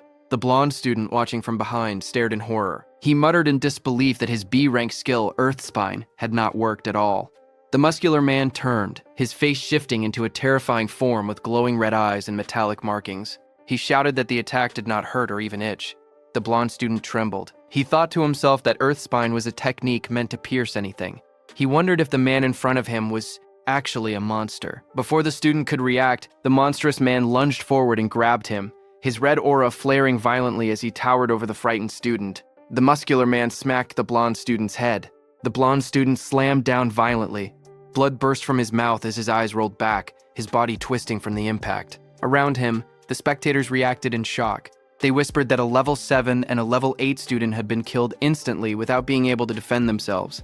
They said the big guy was far too strong. Someone identified him as Oga Takeru, one of Kinoshita Reiji's 4 pillars and a level 12 gold elementalist. Hearing that, the crowd understood why things had turned out this way. Takeru held one of the defeated students by the neck and warned everyone. He said he would not forgive anyone who tried to enter the stage without Reiji's permission. If anyone resisted, he would treat them the same way he treated the 2 lying on the ground. The other students watched nervously as Takeru lifted the struggling blonde student off the floor. The blue-haired student remained unconscious beside him. Takeru shouted that nobody should think about helping them. The group of bodyguards in suits stood nearby, laughing. One of them told Takeru not to go too far because the trash was watching. Another warned that if he kept beating weak students, the teacher would hear about it. Their laughter echoed through the area. Takeru only scoffed. He tossed the blonde student aside with a flick of his arm, showing no concern at all. The injured blonde student collapsed forward, but before he could hit the ground, Itsuki caught him. Blood dripped from the student's nose as his body went limp in Itsuki's hands. Around them, the other students whispered in shock. One of them asked who the newcomer was and wondered why he did not listen when they told him not to interfere. Another panicked voice said that a level 0 person was definitely going to die. Someone else stared at Choa and muttered that the beauty beside him looked familiar. Not far away, Takeru glared at Itsuki. He shouted that nobody was allowed to pass without Reiji's permission. He warned that if Itsuki did not want to end up like the unconscious student, he should just go home quietly. Hearing that, Itsuki lowered his head slightly. He calmly said that he understood he would not be able to enter the stage unless he defeated this man. Beside him, Choa raised her hand, saying she would contact the North District 4 administrator because this kind of behavior could not be allowed. But Itsuki stopped her. His eyes glowed bright blue as he said it was not necessary. He repeated what his teacher had told him, that he should do what he believed was right without hesitation. He then turned to Choa again and spoke plainly. He said he would leave the treatment of the injured students to her. Then he turned to Takeru. As Itsuki stepped forward, a thought appeared in Takeru's mind. As he stared at him, he wondered who this man was. A status window floated beside Itsuki, showing his information. Tenma Itsuki, human, level 0, fixed job, order breaker, gift, special grade, skill, undisclosed. Status undisclosed. Seeing this, even though Itsuki was level 0, he stood firmly without any fear. Takeru wondered if Itsuki had a rare job that allowed him to stay calm like this. Takeru suddenly felt something strange. Even with his higher level, he felt pressured. He told himself that rare job or not, he was 12 levels ahead. The stat difference should not be something Itsuki could bridge. Another window appeared beside Takeru, showing his status. Oga Takeru, human, level 12, job, elementalist, gift, grade 2. After metallization, defense plus 50% in stationary state. Skill, metallization. Status, attack 110, agility 100, defense 250, magic 145, total 605.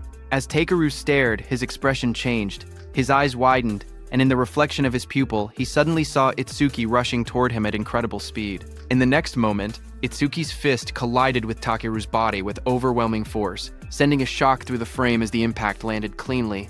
The crowd watched in shock as 2 students stared ahead, sweat running down their faces. One of them exclaimed that the speed was unreal and wondered if Itsuki was really level 0. The other admitted that even though he was level 8, he was not sure he could keep up with that kind of movement. But as the dust settled, it was revealed that Itsuki's fist had struck Takeru's metal head, sending steam rising from the impact. Takeru had blocked the blow with his metallization skill, his face hidden behind the shining metal layer. Seeing this, Itsuki pulled back slightly, his eyes narrowing as he realized the strike had been stopped. Takeru then raised both hands, his arms transforming completely into polished metal. He looked down at Itsuki and commented calmly that the speed was good. Then he moved and lunged forward with overwhelming force, shouting that Itsuki's attack still lacked power. The floor shattered beneath him as debris exploded outward. Itsuki braced himself, analyzing the situation in silence. He thought about what it would take to successfully land a surprise attack on an enemy above level 10. As his body blurred into motion again, he concluded that he needed to further increase his agility using Thunderbreaker. Just then, a system window appeared. The display showed Tenma Itsuki's status. It listed him as a human at level 0 with a fixed job called Order Breaker. Nirvana Gift, a special grade ability. His Nirvana skills were shown: Over My Mace's Z rank, Thunderbreaker level 1, Black Wall level 2, Lotus Burst level 2. All of his stats, attack, agility, defense, and magic, were listed as 250, totaling 1,000. Then another screen appeared. It detected a C rank skill, Metallization. At the same moment, Over My Mises activated and began analysis. The progress bar rose to 1%. Itsuki crouched on the ground, watching his opponent. He wondered if the threat level was high enough for Over My Maces to activate. He decided he needed to get serious. A new screen showed the analysis increasing to 5%. Itsuki observed Takeru's metal-covered body in front of him and thought that normal attacks could not break through the metallized areas. He concluded he would have to aim for the parts that were still flesh. His foot slid across the ground as he accelerated, but Takeru looked at him and laughed, calling him a weakling with no power or speed as he raised his shining, hardened arms to counter. Itsuki tightened his gaze as he thought to himself that his opponent had let his guard down. Believing that the speed Itsuki had shown earlier was his maximum, his expression remained calm and focused, a faint glow of blue lightning beginning to trace along his body. Lightning wrapped around him as he prepared to accelerate. He readied his fist, and in that moment, he decided to increase his speed using Thunderbreaker. Across from him, Takeru widened his eyes in shock when he saw the lightning erupt. He shouted in disbelief, wondering how Itsuki possessed the lightning element. Before he could react, Itsuki surged forward, lightning crackling violently around him. Itsuki declared that he would not give him time to metallize. Itsuki continuously attacked Takeru. Dozens of blue screens appeared around them, showing percentages climbing: 25%, 59%, 66%, tracking the rapid progress of the attack. Spectators from the side watched in shock.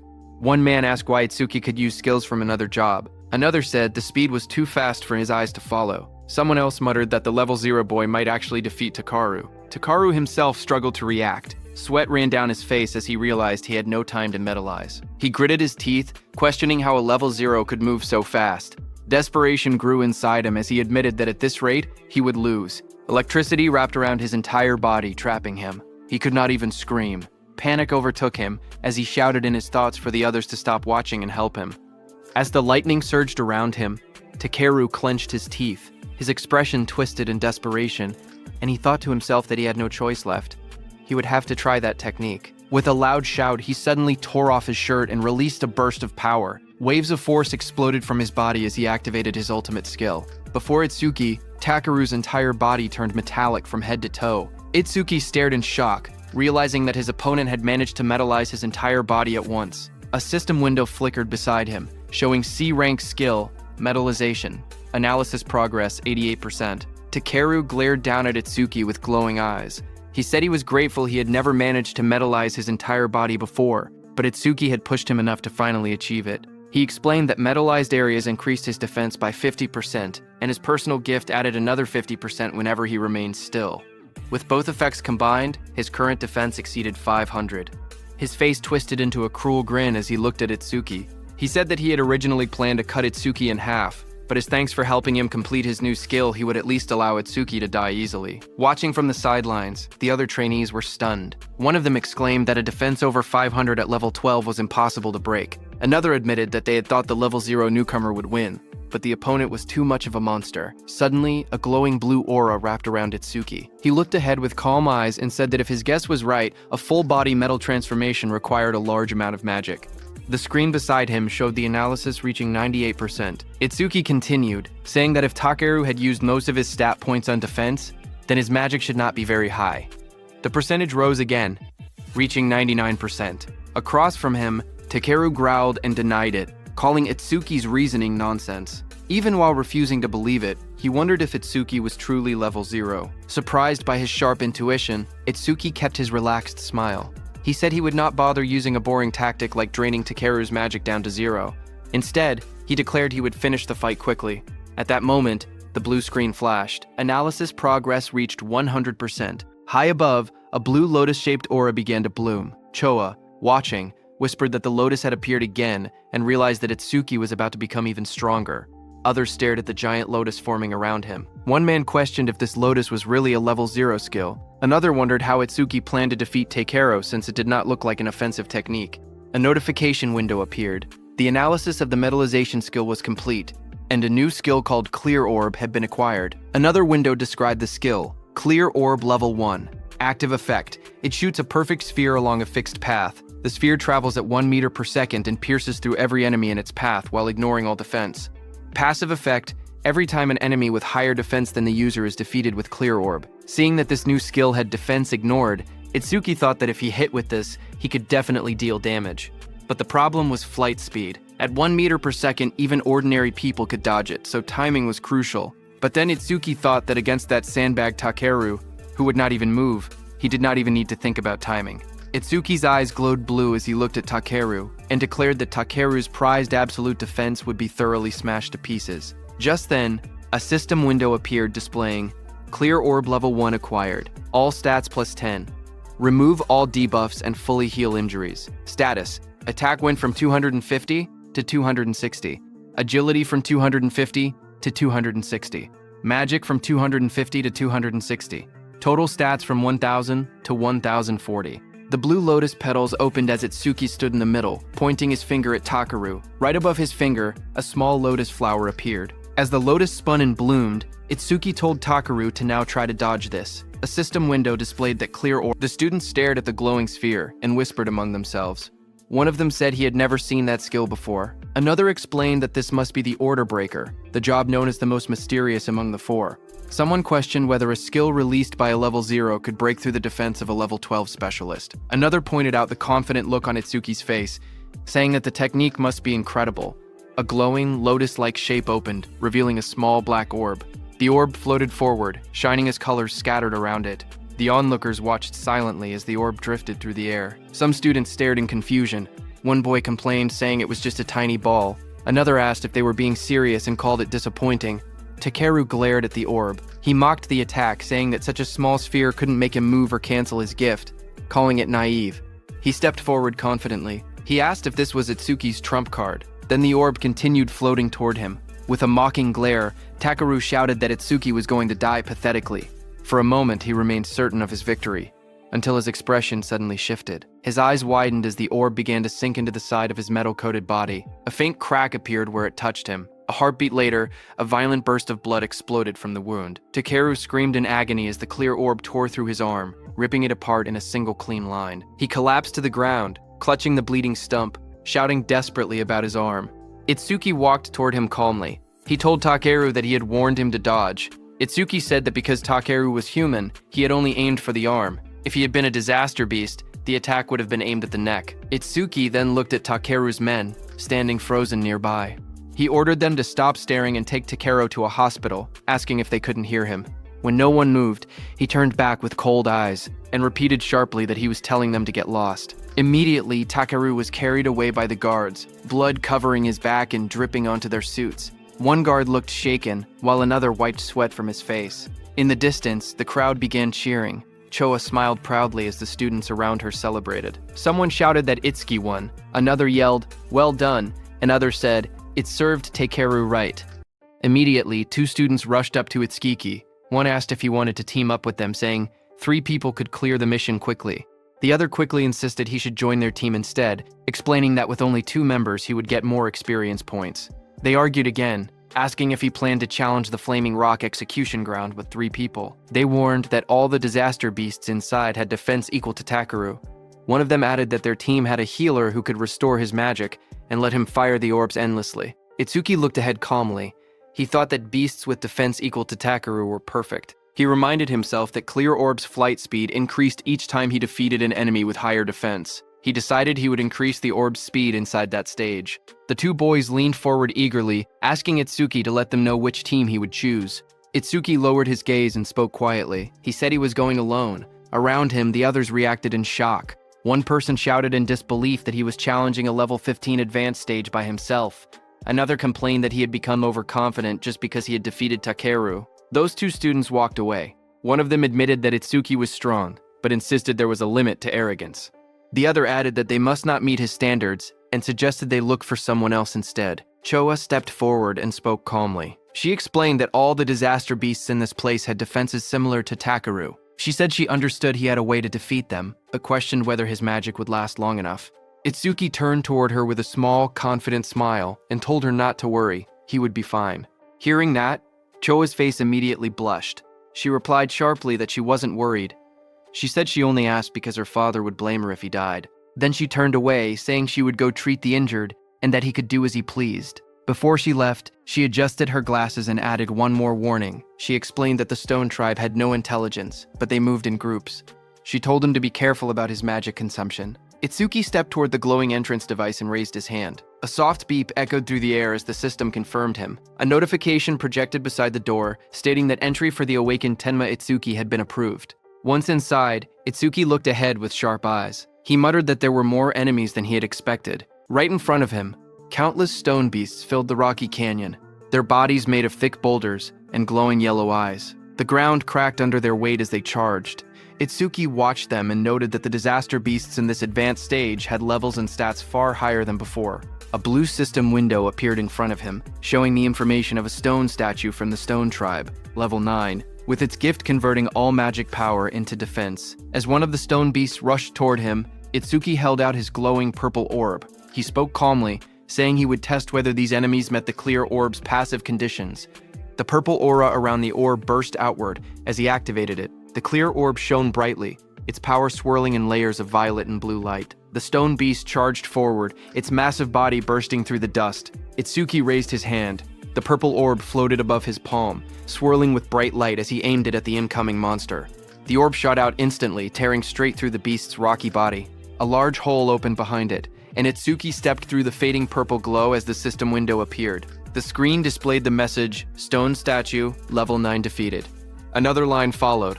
Clear orb flight speed increased by 100%. Itsuki watched the notification and nodded. He thought to himself that it was exactly as he had expected. More stone beasts roared as they appeared in front of him, their yellow eyes shining from within the broken cliffside. Itsuki stood calmly among them, the purple light reflecting across his silhouette.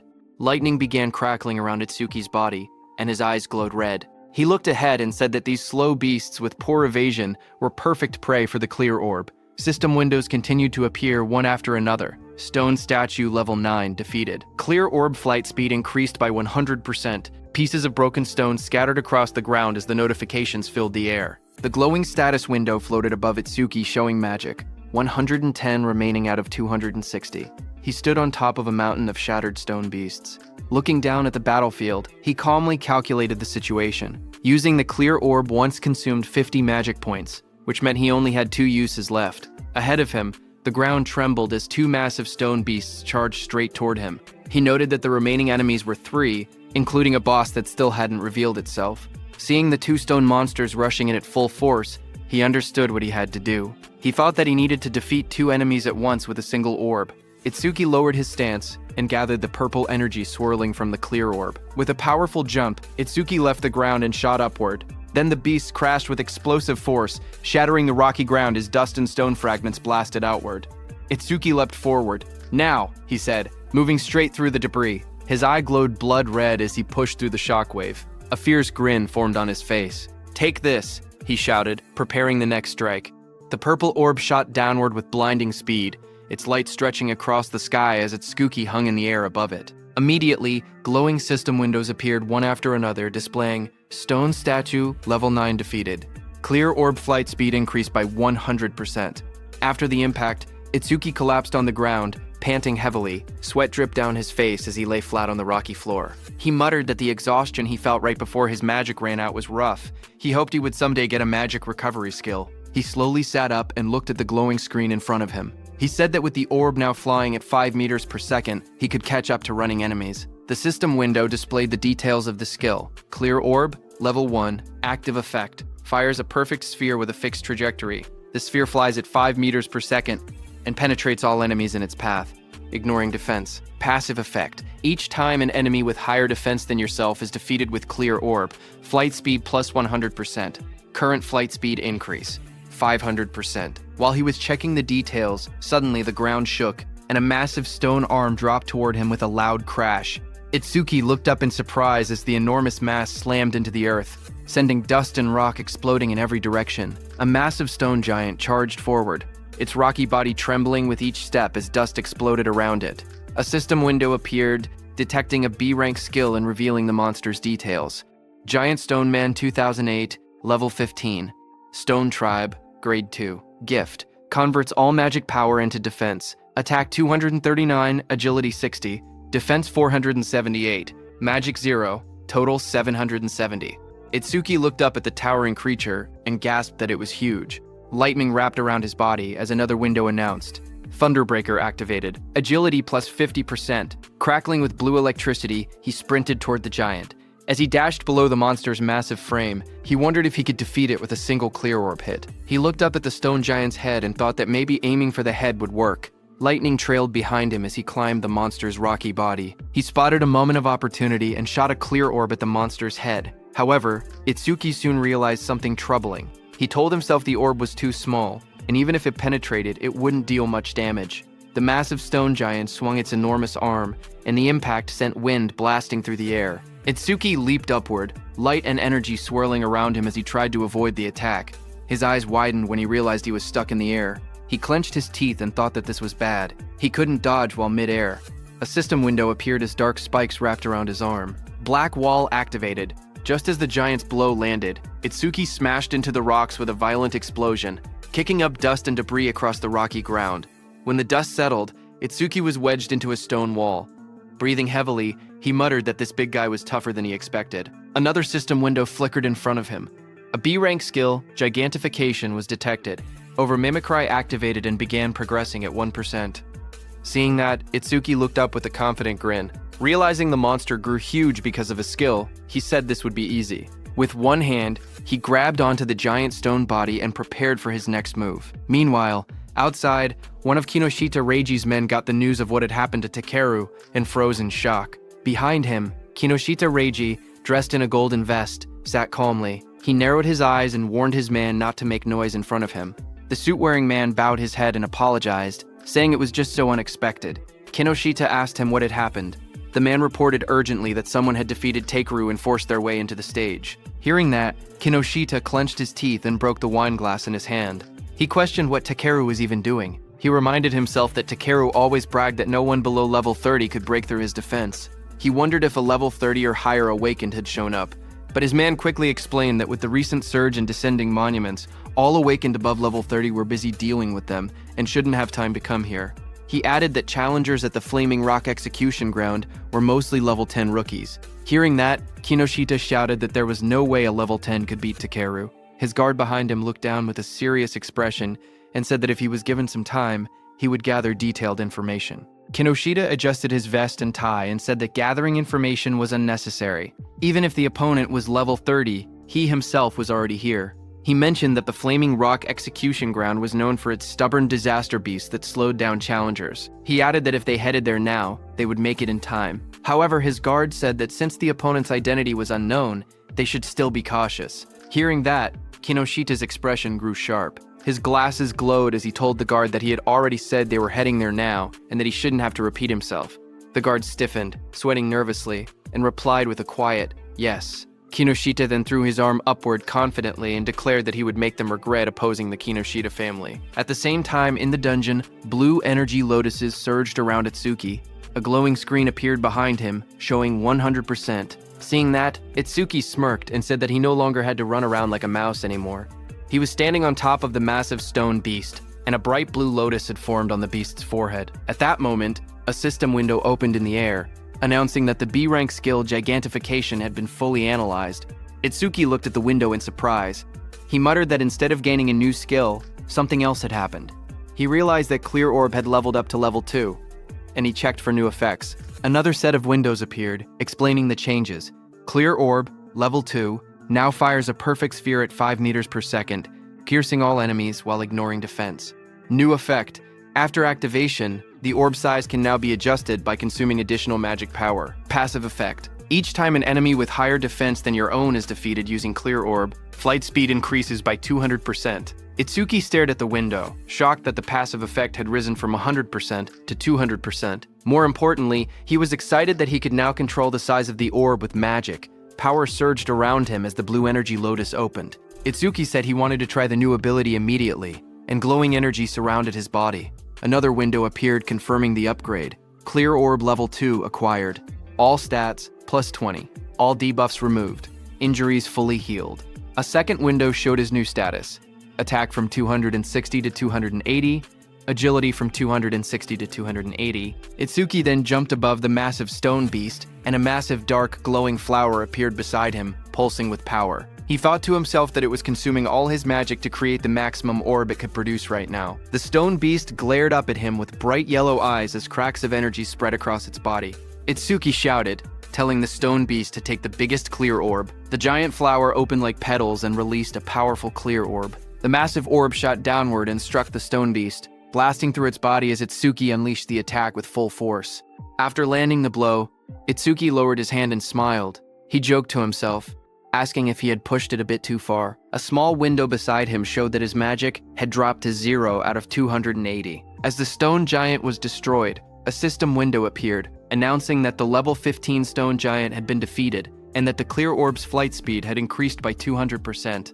Amid the collapsing debris of stone, Itsuki looked at the destruction around him. He realized that the orb he had created by consuming all of his magic had grown this huge, and he calmly examined its power. The orb's flight speed had reached 7 meters per second. He thought to himself that if he cleared this stage 2 more times, it would become as fast as a car. Just then, a new system panel displayed the skill information. Clear orb, level 2. Active effect, fires a perfect sphere on a fixed path. The sphere travels at 7 meters per second and penetrates all enemies, ignoring their defense. After activation, the orb's size can be adjusted by spending more magic. Passive effect. Each time he defeats an enemy with higher defense than his own using Clear Orb, the orb's flight speed increases by plus 200%. The current total increase had reached 700%. Itsuki held a glowing green crystal in his hand while reading the information. He admitted that he had ignored passive effects until now, but now saw how useful they actually were. Dust settled around him as he walked forward. He then thought about another passive skill. Lotus Burst's passive expanded the range of all skills. That meant Clear Orb's range should also increase along with it. He then checked Lotus Burst's passive effect. Each time Lotus Burst defeats a living creature of level 1 or higher, the range of all skills increases by plus 1%. Seeing this, Itsuki smiled slightly as he looked at the system panel floating beside him. He imagined to himself that if he kept increasing Lotus Burst's passive effect, he could eventually defeat disaster beasts from thousands or even tens of thousands of meters away. Then outside, a bright green display screen lit up. It showed the result of the challenge. The challenge was successful. The stage level was 15. The challenger was Tenma Itsuki, and the time used was 3 minutes and 1 second. The stage clear record was updated. Seeing that, the crowded group reacted immediately. One man shouted in disbelief, saying that 3 minutes and 1 second was impossible. Another said that even a 5-person party needed more than 10 minutes. Someone else wondered if Itsuki had defeated all the disaster beasts in a single hit. Another person pointed out that he had even broken Taewajin's 3-minute 19-second record and asked what kind of monster he was. They all turned as someone announced that he was coming out. More voices followed. One person questioned why he was still level 0 and wondered if the clear notification was a bug.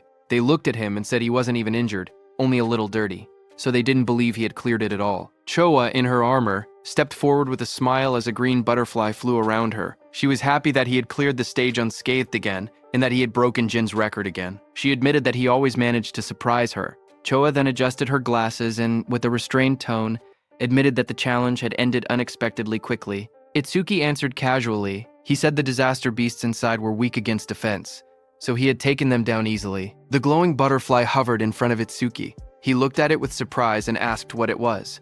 Choa explained calmly. She said that her job was a Shikigami user, and the glowing butterfly was her Shikigami.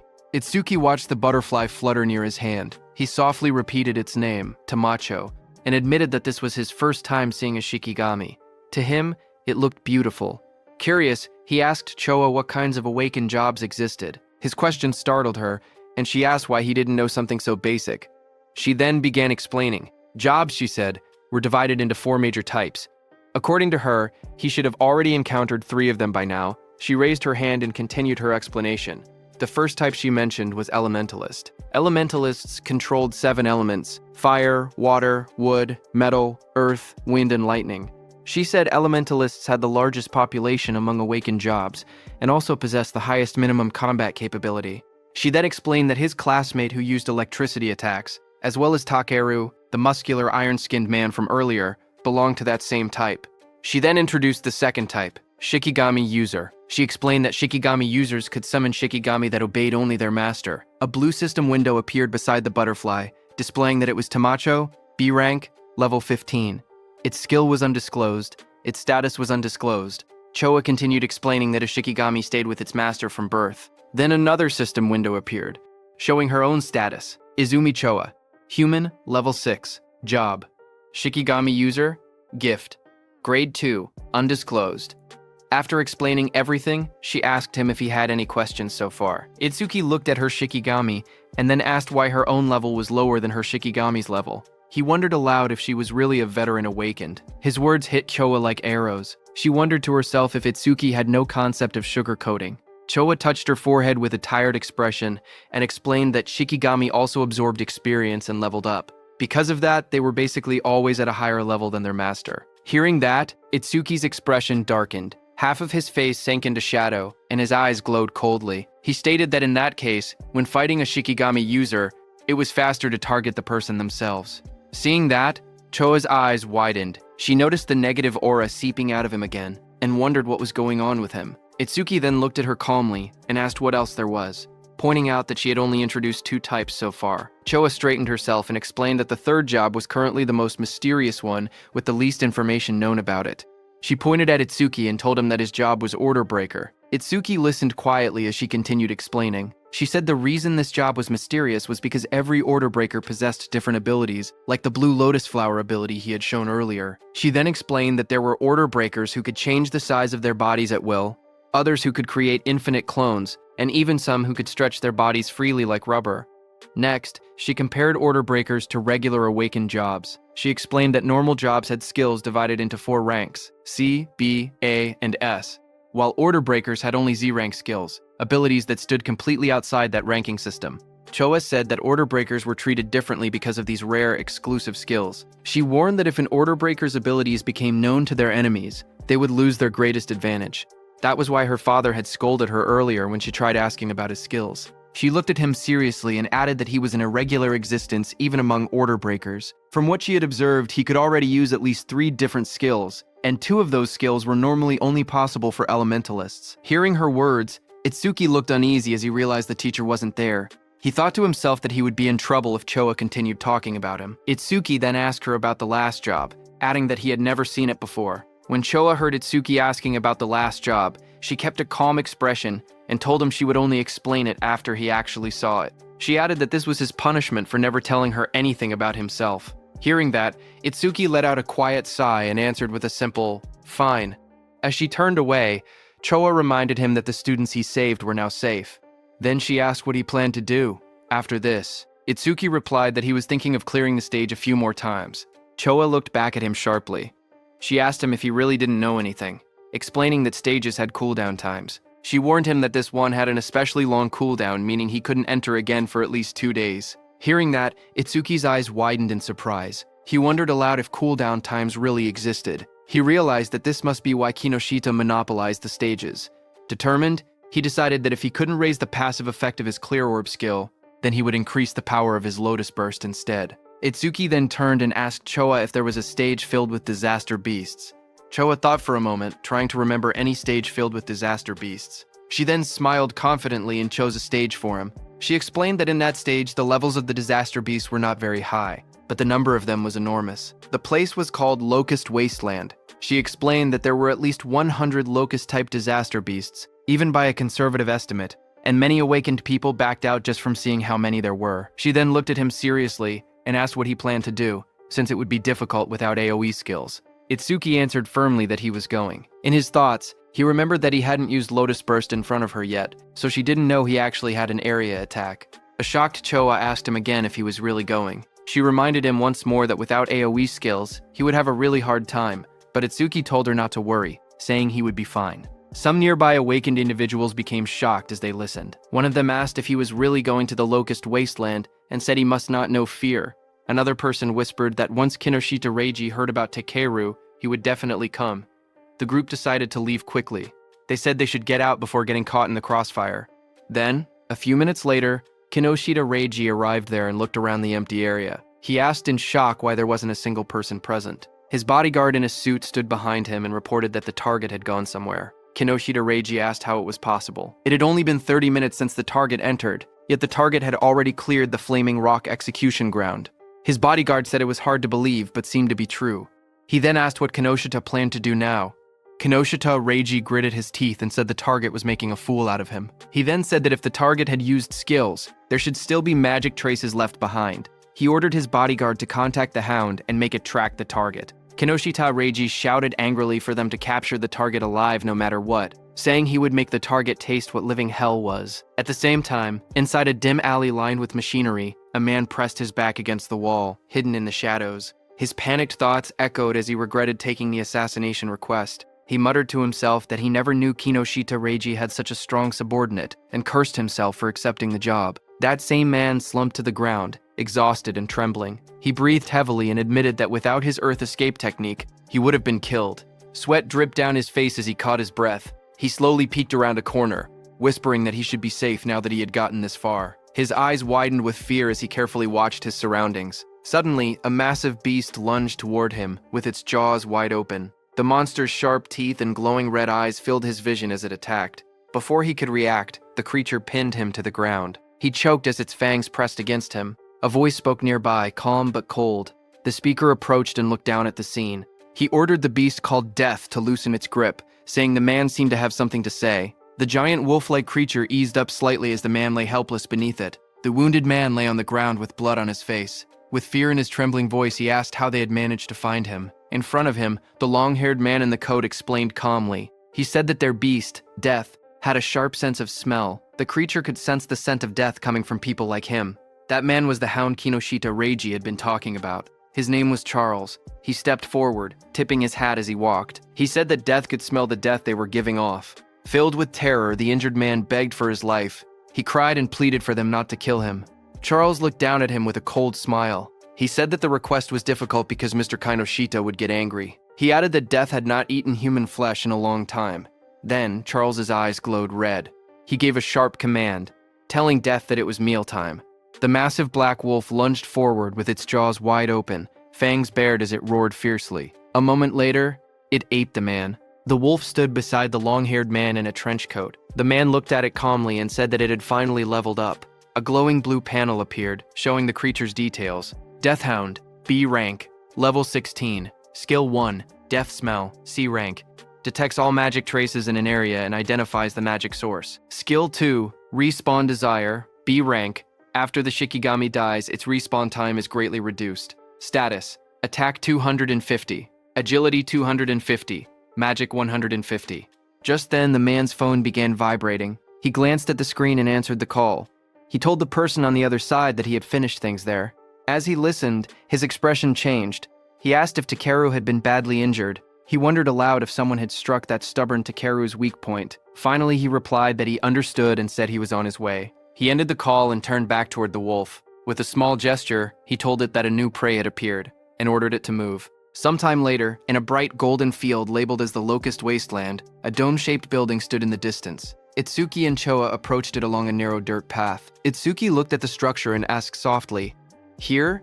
He stared across the endless wheat fields and wondered aloud whether there were really that many locusts in a place that looked so quiet and peaceful. Walking beside him, Choa explained calmly. She said that disaster beasts always chose environments that suited them when invading this world. Because of that, predicting the type of beast based on the surrounding terrain was an important skill for awakened individuals. Hearing that, Itsuki nodded. As they moved closer, he noticed there wasn't even a reception desk. Choa touched her forehead and explained that the danger level of this stage was extremely high. So high that it had already reached the point of a dismantlement resolution. Confused, Itsuki compared it to the Flaming Rock execution ground, noting that the stage was actually below level 13. He asked why such a drastic decision was made. Choa replied that in normal stages people could still escape if they couldn't win, but here, the disaster beasts were unnaturally aggressive and appeared in overwhelming numbers. As they studied the stage's environment, Choa explained the danger. She said that if an awakened person let their guard down even a little, they would quickly be surrounded by countless locusts. She continued, saying that anyone caught like that would be devoured completely, down to the marrow of their bones. Hearing all of this, Itsuki only smirked. He said that it was perfect if there were really so many disaster beasts here. His excitement made Choa stare at him in disbelief. She asked if he was in a rush to die. He calmly replied that he wasn't desperate enough to die by being eaten by bugs. Moments later, he stepped toward the entrance of the glowing stage gate. Choa watched him, noting from his attitude that he seemed confident enough. She reminded herself that he had entered this stage by his own choice, and she had already given him all the advice she could. With a quiet sigh, she accepted the situation. If something happened inside, it would be entirely his own responsibility. But Choa suddenly froze as worry washed over her face. She wondered what she should do. She realized she had forgotten to tell Itsuki an important detail. Locusts inside the stage would continue spawning endlessly unless the boss was defeated. Panic rose as she decided she had to enter the stage and warn him herself. But suddenly, she heard some noise from behind. Just as she turned, her expression stiffened. Someone had appeared behind her. She saw a tall man wearing a hat, with glowing red eyes, standing beside a giant hound. The man looked at her and spoke with a cold smile, saying he was looking for someone. On the other hand, inside the stage, Itsuki stepped across a ruined field. Dirt and trampled crops surrounded him. He looked around and muttered that it was a mess. Then he clapped his hands together lightly and smiled with confidence. He called out to the unseen swarm, telling the pests to wake up. He had come to exterminate them. A lone scarecrow stood in the middle of the dry, cracked wasteland as countless small insects flew around it. Itsuki looked at the scene and noted that the enemy's individual levels were surprisingly low. He said that since they met the requirements for Lotus Burst, there would be no problem. Information windows appeared one after another. Evil Locust 2231 from Insect Tribe. Level 1. Gift. None. Status. Undisclosed. There were also some Level 2 Evil Locusts mixed in. Itsuki stared at the dark sky as an enormous swarm of locusts covered everything. He commented on the incredible number of enemies. But instead of being worried, he said that this worked in his favor. Flames rose around him as he formed a glowing lotus of light in his hands. He explained that the more the locusts clustered together, the less effort he needed. Once they entered the range of Lotus Burst, he said he would crush them all at once. The ground shook as a vortex of locusts formed around him. When the moment was right, he shouted a single command, "Now." A bright red explosion ignited in the air as the system message appeared, stating that Lotus Burst had been activated. Then there was a huge explosion. Right after the blast, notifications flashed one after another. Each one reported that an evil locust had been defeated by Lotus Burst, increasing all of the user's skill ranges by 1%. More messages followed, showing both level 1 and level 2 locusts being wiped out instantly. When the smoke cleared, Itsuki stood calmly in the middle of the scorched ground. Sparks drifted around him while charred insect bodies lay scattered at his feet. Another notification floated beside him, confirming the defeat of a level 2 locust and awarding another 1% increase. New windows opened, explaining Lotus Burst's abilities. The active effect consumed magic to deal explosive damage within a 10.5 meter range, its power proportional to how much magic was spent. The passive effect stated that every time Lotus Burst killed a living creature of level 1 or higher, all skill ranges increased by 1%. Itsuki glanced at the numbers and made a small comment. He had defeated 110 enemies, which meant a 110% increase, therefore receiving 110% at once. Lotus Burst's range had now expanded to 10.5 meters, which he considered impressive. He analyzed the situation calmly. Against disaster beasts of this level, consuming 10% of his magic to output 10% of his firepower should be enough. Taking his remaining magic and recovery speed into account, he could probably use about 10 more shots. If he gained even 100 kills per use, he could increase his total skill range by 1000%. Another screen displayed his magic level, 250, 2 out of 280. He looked at it and muttered that things would go much more smoothly if stages didn't have cooldown times. But suddenly, Itsuki noticed something. He stared at his bracelet with a confused expression. He noticed that the usual challenge success notification was missing. He muttered that something felt odd. As he frowned, a thought crossed his mind, and he wondered if the reason was something unexpected. Just then, a system window suddenly appeared. It reported that a C-rank skill called Mother's Will had been detected. It also stated that overmimesis was activated and that the analysis progress was at 1%. Itsuki looked up sharply. He realized that one locust had survived. Dust and broken ground swirled around him as more locusts flew through the air. He turned, watching the locust swarm gather again. He questioned whether Mother's Will was the boss monster's skill. At that moment, several locusts lunged at him. He jumped back and blocked the attacks with the crystal armor covering his arms. He admitted to himself that he had let his guard down. He had truly believed there was no boss monster in this area. He narrowed his eyes, thinking aloud. He said it was good that he could still expand his skill range by using Lotus Burst again, but he also stated the bigger problem. He had no idea where the boss actually was. The glowing lotus-shaped energy expanded from Itsuki's hands. As he activated his skill, his expression hardened with resolve. He declared that he would defeat all the small enemies first and force the hidden boss to reveal itself. A bright explosion erupted around him. The ground shook as countless evil locusts were blown apart by the blast. System notifications appeared one after another. Each message showed that an evil locust, either level 1 or level 2, had been defeated with Lotus Burst, and every kill increased all his skill ranges by 1%. The notifications continued stacking until the Lotus Burst total experience reached 220%. His Lotus Burst leveled up. Another message explained the updated skill. Lotus Burst level 2 now consumed magic to deal explosive damage within a 16-meter diameter, and its power increased, based on how much magic was used. Itsuki looked at the smoking battlefield and murmured that the range had expanded to 16 meters, calling the new effectiveness outstanding. But even after defeating 10 small enemies, the boss still hadn't appeared. Deep underground, inside a dim nest filled with shifting shadows, many insect-like creatures began to crawl and move. Their wings rustled as more of them gathered around a glowing cluster hidden in the darkness. As the locusts crawled out of the cracked ground, a notification floated in front of Itsuki, showing the analysis progress rising to 27%. He looked ahead sharply and muttered that they had spawned again. Another screen appeared, showing his magic at 232 out of 280. He noted that he could still use Lotus Burst 9 more times. Fire erupted around his hand as he stepped forward, declaring that no matter how many times the monsters appeared, he would thoroughly deal with them.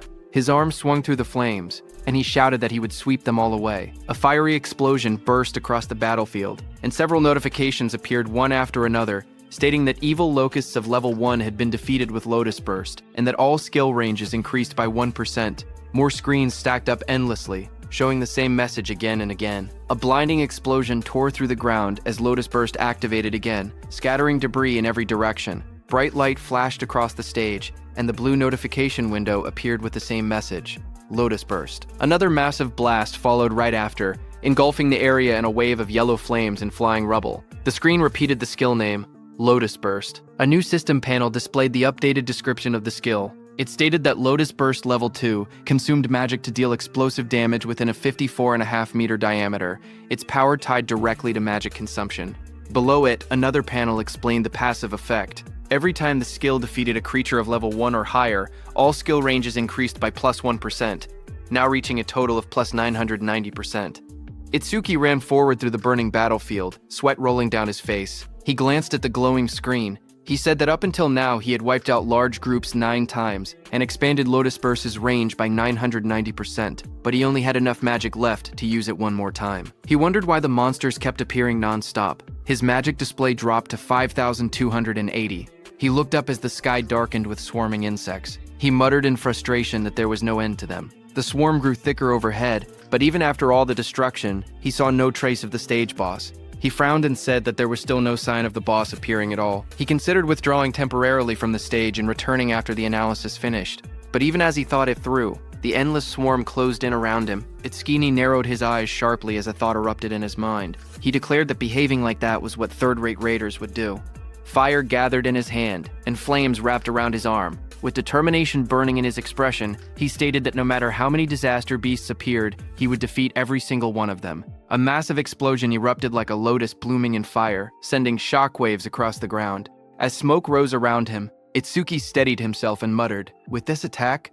But before he could finish, countless more insects filled the air. Swarms surrounded him, and he realized in frustration that there were still more, and their numbers hadn't decreased at all. A glowing system screen appeared before him, showing the analysis progress at 91%.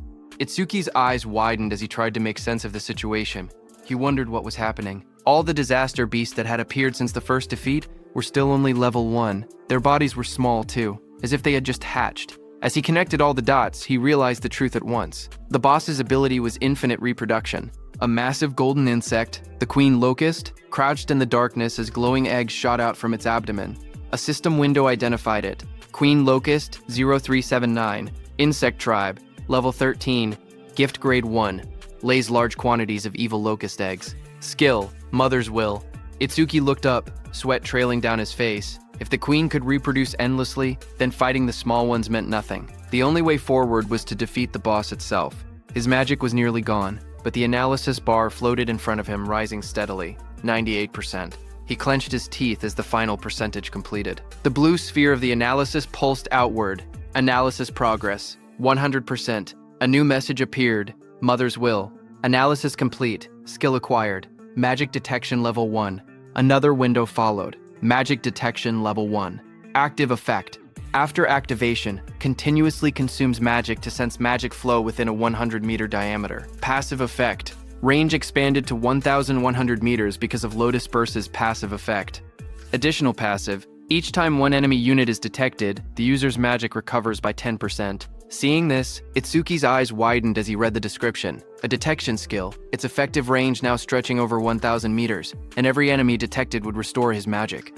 A smile curved across his lips. The passive effect was perfect for this stage. Hunting the smaller creatures again and again would now benefit him greatly. He tilted his head slightly, his eyes shining with confidence. He thought that leaving the queen alone for a moment and clearing out more enemies wouldn't be a bad plan at all. As he lowered his gaze, he thought quietly to himself. He realized he had been keeping Choa waiting for now. He decided to finish clearing the stage before returning.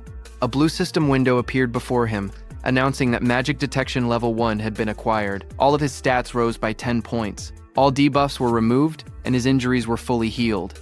Another window displayed the updated numbers. His attack increased from 280 to 290. His agility rose from 280 to 290. His defense moved from 280 to 290. His magic stat climbed from 280 to 290, where training his total grew from 1,120 to 1,160. Itsuki then raised his hand to his forehead as swirling energy surrounded him. He activated the new skill, focusing intently. He began locating the boss using magic detection. Wide ripples of energy spread out from his body, expanding across the entire area like rings on water. The waves traveled far into the distance, lighting up the surroundings as they moved. Down below, the massive golden insect boss lifted its head, its yellow eyes glowing as the waves passed over it. Itsuki's eyes suddenly sharpened. In the next instant, he spotted the reaction in the distance. He slowly raised 2 fingers and pointed them forward, a confident smile forming on his face. A surge of dark, swirling energy formed at his fingertips, twisting the air around him. He was going to use his clear orb skill. Amid the chaos, his steady voice echoed. He said that even if the enemy used its children as shields, it would be useless. The clear orb began to glow, merging with the power of Lotus Burst. A bright, lotus-shaped light burst outward, illuminating the battlefield. He declared that with Lotus Burst's passive effect and the clear orb's current flight range, the attack would definitely reach its target. A system window appeared, stating that the clear orb's flight distance was now 120 meters. In the next instant, the glowing orb shot across the field like a streak of purple lightning. Wind burst apart in its wake as the Queen Locust recoiled in shock, spreading its golden wings wide to escape. But Itsuki was already behind it, surrounded by crackling blue crystal. His transformed figure loomed like a shadow. Lightning surrounded Itsuki as he appeared above the Queen. Looking at her, he said, "Checkmate." He slammed his attack down, overpowering the Queen with sheer force. He cut the Queen into pieces. Immediately, the whole insect swarm was disturbed. Seeing that, he realized the swarm fell into chaos after losing its queen. Itsuki turned toward them with cold eyes. Flames erupted from his crystal-covered arm as he promised to send the remaining creatures to their mama right away. After the Lotus Burst explosion, all insects fell to the ground.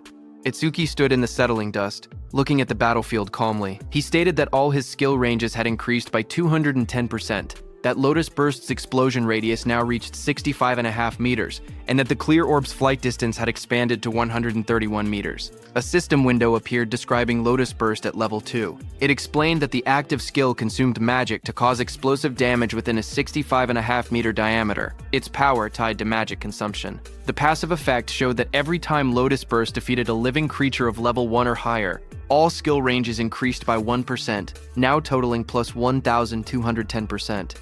A second notification appeared, showing the flight distance of the true orb, 131 meters. Itsuki looked at the result and smiled, saying it had been a good harvest.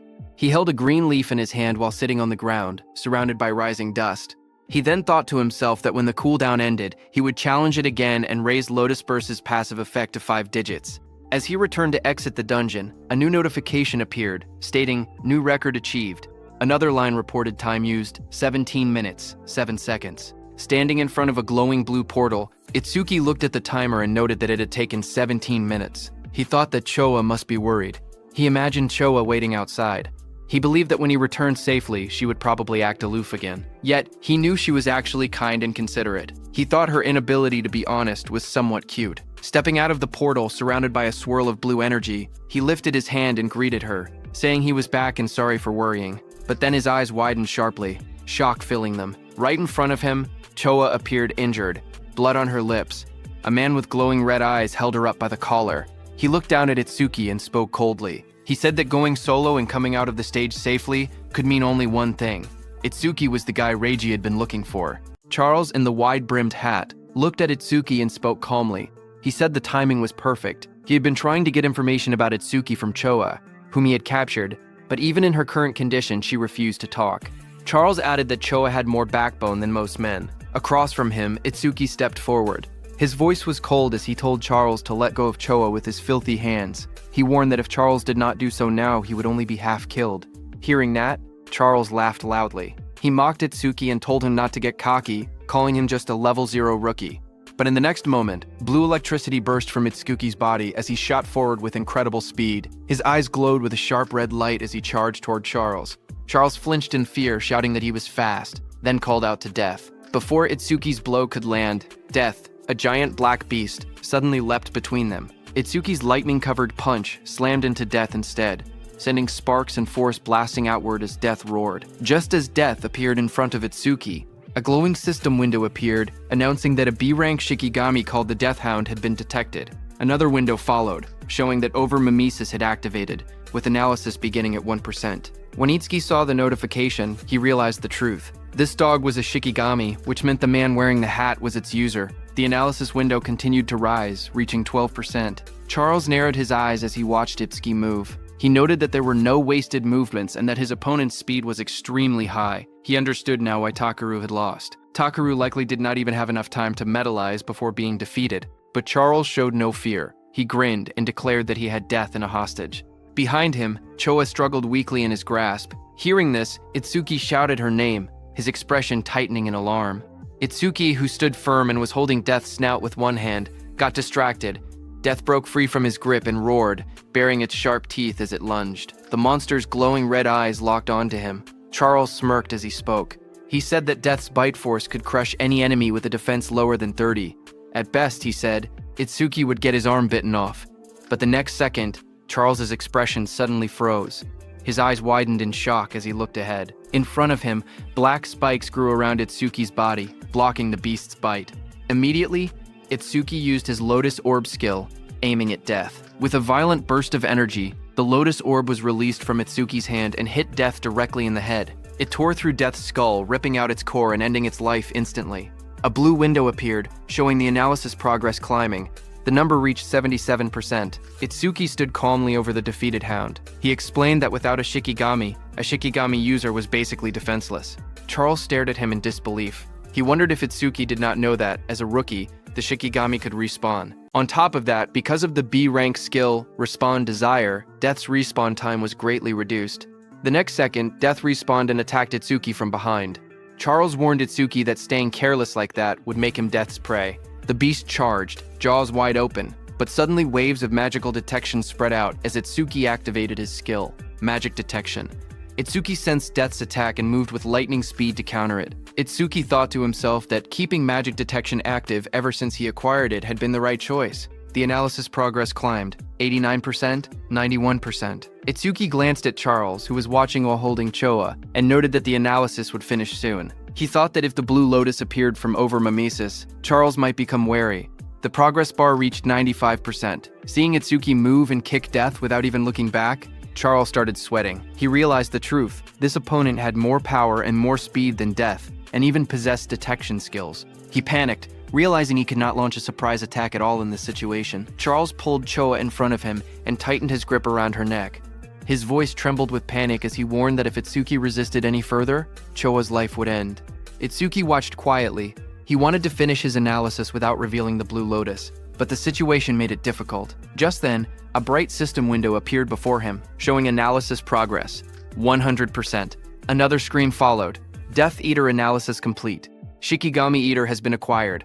It explained the active effect. By directly touching a Shikigami, he could take ownership of the opponent's Shikigami. Itsuki looked at the result and realized he could even control whether the blue lotus appeared, because the analysis had completed without revealing it. More system messages appeared, saying, Shikigami Eater Level 2 acquired.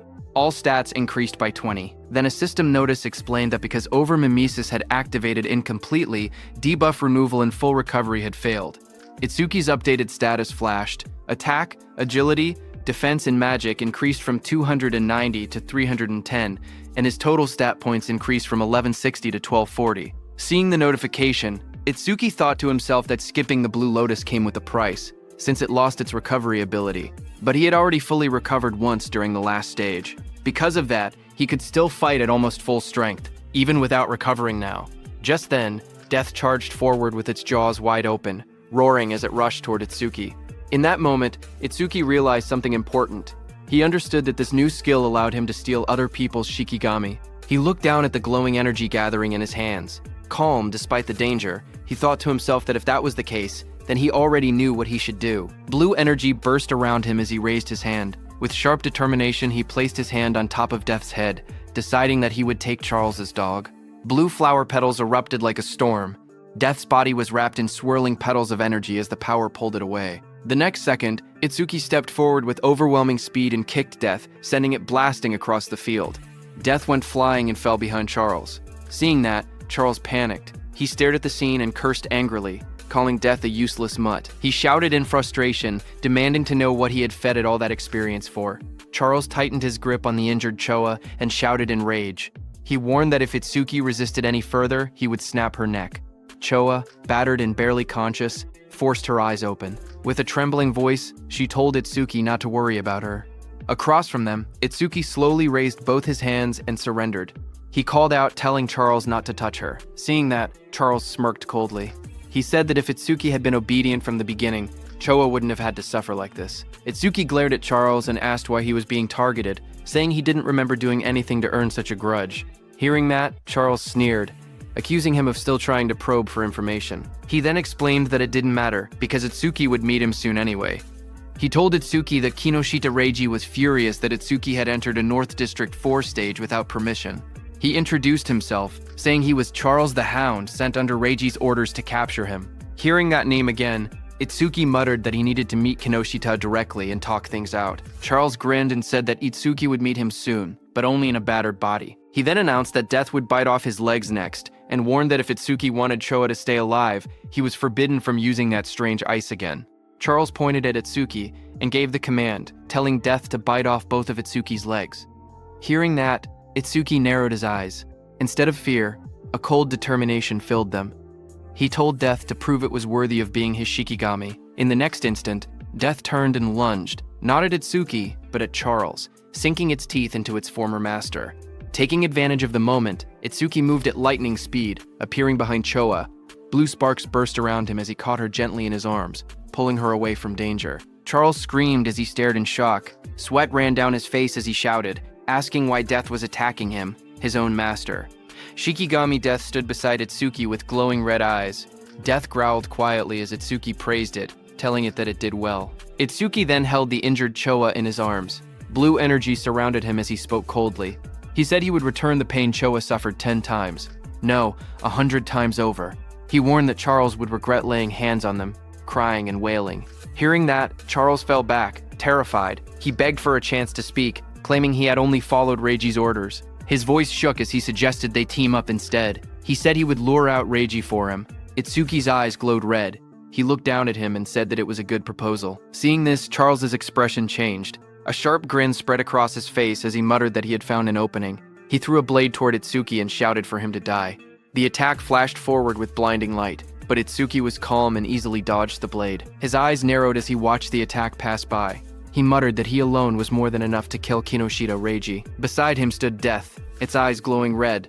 Ready, Itsuki ordered Death to make Charles suffer the same treatment Choa had endured. Death's jaws opened wide, revealing sharp fangs as it prepared to strike. Seeing that, Charles froze in terror.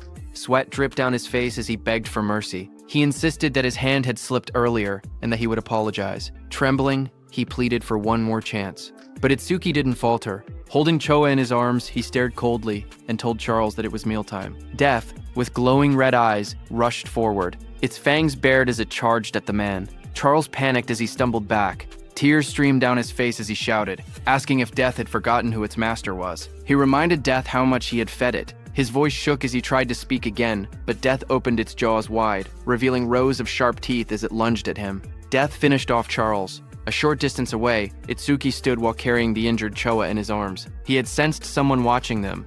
Itsuki told the hidden person that he had been watching them ever since Itsuki left the stage. Itsuki then turned and asked how long the hidden person planned to stay hidden, telling him to show himself. Hearing his words, nearby tall grass rustled as someone began to move, stepping out into the light. It was a hooded, blonde young man who stepped out from the tall grass, scratching the back of his head with an awkward smile. He said softly that they had caught him. Itsuki held the injured Choa in his arms as a dark aura spread behind him. His eyes glowed as he asked the blonde man if he was working with Charles from earlier. Startled, the blonde man waved his hands frantically and shouted that he wasn't an enemy. He begged them to listen. Itsuki glanced at him coldly and said, "Fine." He didn't have time to deal with him. Behind them, Death continued eating Charles, whom it had taken down.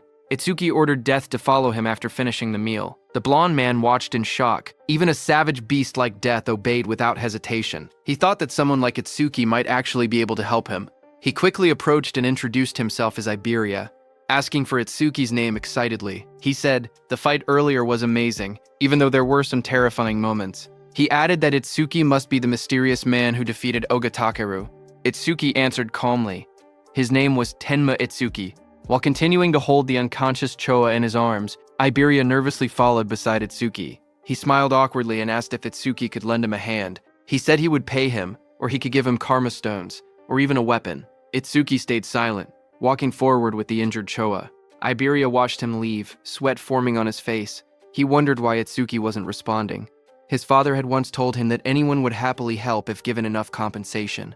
Now he questioned if that had been a lie. A memory surfaced, his father hammering steel in front of a blazing forge. His father explained that compensation required creativity, just like how a cup of water was more valuable than treasure in the desert. His father said that for someone seeking revenge, one must offer a blade. For someone injured, offer medicine. He said that was enough compensation for them.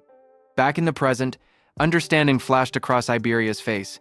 He clenched his fist with excitement and said he finally understood. Iberia called out from behind, reminding Itsuki that he had come on foot. He said that with an injured person, it was impossible to move quickly, and that the nearest hospital was dozens of kilometers away. He warned that if Itsuki walked that slowly, the woman he was carrying would die. Iberia then reached into his bag and held up a glowing scroll. He said that he happened to have healing items. But even hearing that, Itsuki continued walking. Iberia shouted in a hurry that he could save her. Hearing this, Itsuki stopped and turned his head, asking if that was really true.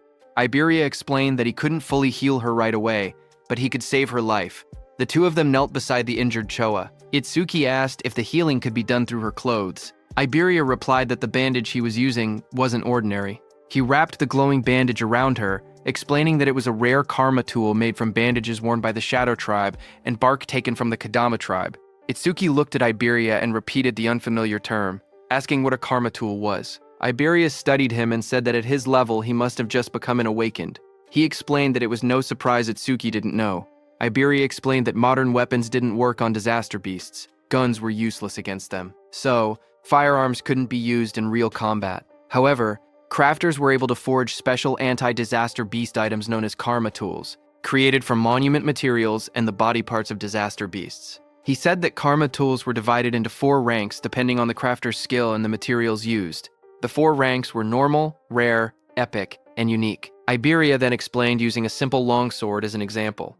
Normal karma tools weren't much different from regular weapons, except they were capable of damaging disaster beasts and awakened beings. The sword was labeled an ordinary longsword.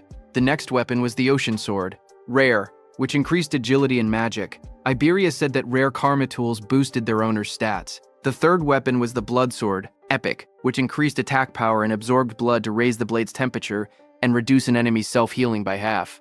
Iberia explained that epic karma tools not only boosted stats, but also possessed special effects. Iberia continued by explaining the final rank of karma tools, which was the holy sword, unique. It granted increased attack and agility. Its unique effect allowed the user to obtain the inexhaustible magic sealed inside it, enabling infinite magic usage. Iberia said that the ultimate goal for every crafter was to create a unique karma tool, weapons with massive stat boosts and powerful one-of-a-kind effects. Iberia went on to explain that crafters themselves didn't have much combat power, and there were very few of them. But because they could forge karma tools, all awakened people respected them. Hearing that, Itsuki asked Iberia if his father was a crafter. Iberia smiled and replied that his father wasn't just any crafter. He explained that countless crafters couldn't create a unique karma tool even once in their entire lives. Across the 5 continents, there were only 10 crafters who had achieved that level. Then he proudly added that 3 of those 10 unique tools were made by his father. That was why everyone called his father the Crafter King of the Northern Continent. Saying that, he grinned proudly. Finally, he turned and saw that Itsuki wasn't even looking at him. He got angry and shouted, asking Itsuki if he was even listening. He complained loudly that he was explaining everything kindly while Itsuki was being rude. He shouted at him not to ignore him, but Itsuki didn't respond. Instead, he quietly examined the crossbow in his hands and said that it was the same crossbow Charles had been using. Iberia was shocked, seeing that even after hearing about his father, Itsuki didn't look surprised at all. He muttered that any normal awakened person would have already been flattering him. Meanwhile, Itsuki kept studying the weapon and thought that having it would let him reduce how often he needed to use the clear orb, and also lower the risk of exposing his abilities. Iberia looked at it and told Itsuki that this weapon was a rare karma tool. Hearing that, Itsuki commented that it was unfortunate there were no arrows left. Iberia explained that projectile karma tools didn't need normal arrows. Any ordinary ammunition could be assimilated into karma tool ammunition, so there was nothing to worry about. Just then, a screen appeared showing the name Hunter's Crossbow, Rare, with an agility increase of +50. Then the crossbow vanished. Itsuki looked surprised and asked why it disappeared. Iberia told him that this was another feature of karma tools. Once a karma tool linked with its owner, it would be stored away and reappear whenever the owner wished to use it. Hearing that, Itsuki said it was convenient. He thanked Iberia for the treatment and told him to let him know if he ever needed help. He added that once he finished his own business, he needed to go find Kinoshita Reiji. Hearing that name, Iberia reacted and said he thought he had misheard earlier. He said Itsuki must be incredibly bold to go against someone like Kinoshita Reiji in North District 4. Hearing his words, Itsuki looked at him calmly and asked if he was also going to tell him to give up. Iberia told Itsuki that if his target was Kinoshita Reiji, then they were after the same person. Itsuki asked calmly if Iberia had angered Reiji as well. Iberia said it wasn't exactly like that and explained that he wanted the 2 of them to team up for the Salvation League National Tournament preliminaries happening the day after tomorrow. Hearing about the preliminaries, Itsuki remembered Choa mentioning that only the top 10 would advance to the main tournament, and he had been grinding stages non-stop these past few days to prepare. Itsuki asked Iberia what the tournament preliminaries had to do with Kinoshita Reiji. Iberia explained that the preliminaries were divided by continents, and for the Northern Continent, the venue was located in North District 4. He explained that as the son of the North District 4 administrator, Reiji was determined to compete in the main tournament. His older brother was also a savior, so failing to reach the top 10 would disgrace the Kinoshita family name. Hearing that, Itsuki then understood why Reiji monopolized all stages in North District 4 to level up quickly. He looked at Iberia and asked why someone like him would want to team up with him, especially since he had been receiving help from him this whole time. Iberia raised his voice confidently, saying it was because Itsuki was strong. He believed that if they teamed up, they would definitely pass the preliminaries. Itsuki then asked why Iberia was so fixated on this year, pointing out that he was younger and had plenty of opportunities ahead. Hearing Itsuki ask that, Iberia looked tense as he clenched his fist. Then he answered softly that there was a reason. He recalled his childhood. Since he was young, he had watched his father create karma tools right in front of him. His eyes had always sparkled as he watched. Every completed karma tool looked perfect, like a piece of art. His admiration for his father kept growing. He remembered his dream. He had always wanted to become an awakened one someday. He imagined himself fighting disaster beasts using the karma tools his father made. A month ago, he finally awakened. Excited, he begged his father for a karma tool, but his father refused, telling him it was too early. His father said that only saviors could use his karma tools. Iberia didn't give up. He kept begging. Finally, his father set a condition. If he passed this year's preliminaries, he would receive one. Iberia clenched his fist tightly. With determination in his eyes, he declared that this was why he had to win this year's preliminaries no matter what. Itsuki looked at Iberia and spoke calmly. He said that with such an amazing father, Iberia should have plenty of options. There was no need for him to team up with someone like a level 0. Iberia lowered his eyes and replied that his father had thought of that too. So before he left, his father told him to pass the preliminaries with his own skills. His father warned him that if he teamed up with strong partners using his father's name, he would not receive any karma tools. Hearing that, Itsuki commented that his father seemed strict. Iberia explained further that according to his information network, most strong participants had already been bought off by Kinoshita. What remained were lone wolves who disliked teaming up, or groups with fixed members. He had no prospects for teammates. With excitement, Iberia grabbed Itsuki's hand and explained that 2 days ago, he had heard news that someone had defeated Oga Takeru, one of the 4 pillars, and even broken stage records. Because of this, he dug for information continuously and eventually found his way here. Itsuki first freed his hand and then agreed to team up. He said the team was no problem, but first he wanted to take Choa to the hospital. With excitement, Iberia declared that he would come along. From now on, they were a duo. Iberia then said they needed a duo name. He brought up possibilities combining Tenma Itsuki and Iberia. He suggested Iba-ten but rejected it because it sounded like a store name. He tried Ibetsu, then Tenmaria, then Tenibe, changing ideas one after another. Nearby, Itsuki carried the unconscious Choa in his arms. He looked tired and thought to himself that he was in trouble because Iberia talked even more than Rikaru. Suddenly, Itsuki thought about Rikaru and Saya. He wondered how they were doing and whether they were participating in the preliminaries, now that both had awakened. Just then, Iberia suddenly brightened with an idea. He said that since both of their names contained the letter I, they could call their duo Double I. Far away, as Itsuki thought of Rikuru, Rikuru suddenly sneezed while training. Saya looked at him and asked if he had caught a cold. Rikuru scratched his head and said maybe someone was talking about him, maybe Itsuki.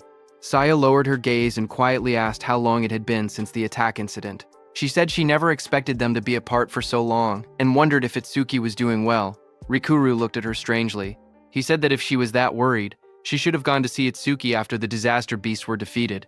Saya blushed deeply and bowed her head in embarrassment. A moment later, she thrust her hands forward and released a burst of water, sending Rikuru flying back as he shouted in surprise. Rikuru shouted that attacking suddenly was unfair, but Saya quickly replied that fair or not, it was sparring practice, and he was the one who left an opening. Just then, their teacher appeared behind them. Both students straightened up in shock. Rikuru called out, "Sensei," while the teacher scolded them, reminding them that the national tournament preliminaries would start the day after tomorrow. He asked if this was really the time to fool around. Saya's eyes lit up. She said she was excited to finally fight other awakened people because sparring only with Rikuru had become boring. A glowing screen appeared beside her, revealing her stats as an awakened water elementalist. Rikuru looked at his own status window as well. He said he had never been to North District 4 and had heard it was a prosperous town. He said he wanted to see it with his own eyes soon. Elsewhere, someone opened a metal case holding 3 sharp crystal stones. It was Kinoshita. He looked at the crystals and frowned impatiently. He commented that the hound still hadn't arrived and said it was unusual for him to be late. His bodyguard, standing behind him, wondered if something unexpected had happened. Hearing that, Kinoshita's expression darkened. He muttered that those useless fools had failed again. His glasses glowed red as a message appeared, saying the Karma Stone had been used and experience had been gained. His bodyguard asked if they should send people to search. Kinoshita looked frustrated and said to forget about that person. The national tournament preliminaries were the top priority now. He muttered that if he failed, his father would lock him in the confinement room again. Then he asked about the matter he had assigned his bodyguard. His bodyguard reported the results. Out of the 3,113 participants in the northern continent, he had persuaded 87 to cooperate. All of them were level 5 or above, just as ordered.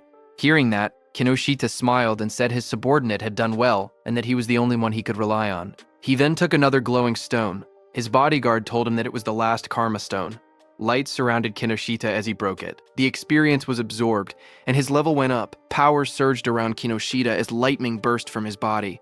He said it was enough, and that he would use this strength to crush the commoners. A status screen appeared, showing Kinoshita Raiji at level 12. Job: Lightning Elementalist, Gift Grade 2, Attack 135, Defense 130, Agility 168, Magic 170, Total points 603. A few hours later, a bright blue teleportation column formed outside the hospital.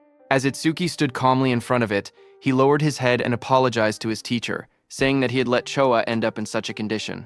His teacher, Commander Nento, came out of the teleportation portal and asked what he wanted to do. He said he could dispose of Kinoshita if Itsuki wished.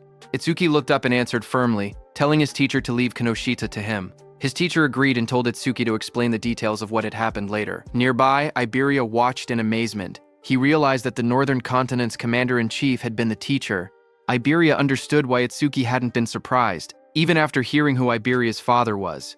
Iberia thought that Izumi Nento was truly a mysterious person. He even wondered if he should ask for his autograph later. Then, in the hospital room, Itsuki calmly explained what had happened and told his teacher that this was why he had chosen to participate in the Salvation League National Tournament preliminaries. His teacher said he understood, then turned toward Choa and asked how she was feeling. Choa smiled softly. She said Tamacho had treated her, so she had fully recovered. A glowing green butterfly floated near her hand. She added that Iberia's rare karma tool had also helped in her healing. Hearing that, Izumi Nento looked at Iberia in surprise. He said that since Iberia possessed the rare karma tool, the Kodama bandage crafted by Aiden, he must be Aiden's son. Iberia was surprised to hear that. Realization hit him as he thought to himself that Izumi Nento knew about karma tools and even recognized his father. He reminded himself that he needed to show the dignity of the Crafter King's eldest son. He pointed proudly at himself and shouted with confidence that he was Aiden's father. Hearing that, everyone stared at him in silence. Then Itsuki told him that he had gotten it backwards. Hearing that, Iberia lowered his head, hiding his red face behind his hand. In a shaky voice, he apologized and admitted that Aiden was his father. Commander Nento cleared his throat and tried to shift the atmosphere. He said he was grateful that Iberia had saved his daughter. He added that once the preliminaries ended, he wanted to visit Aiden together with Tenma. He then reminded Itsuki and Iberia that they had to prepare for the tournament and told them to head out. He promised that he and Showa would come to watch tomorrow. Iberia raised his fist excitedly and agreed. He told Commander Nento that he could relax because they would definitely pass the preliminaries. Beside him, Itsuki stood quietly and nodded. After they left, Choa commented that her father had really taken a liking to Tenma because she remembered how, when he used to meet with Jin, he would always bring her along to the meetings.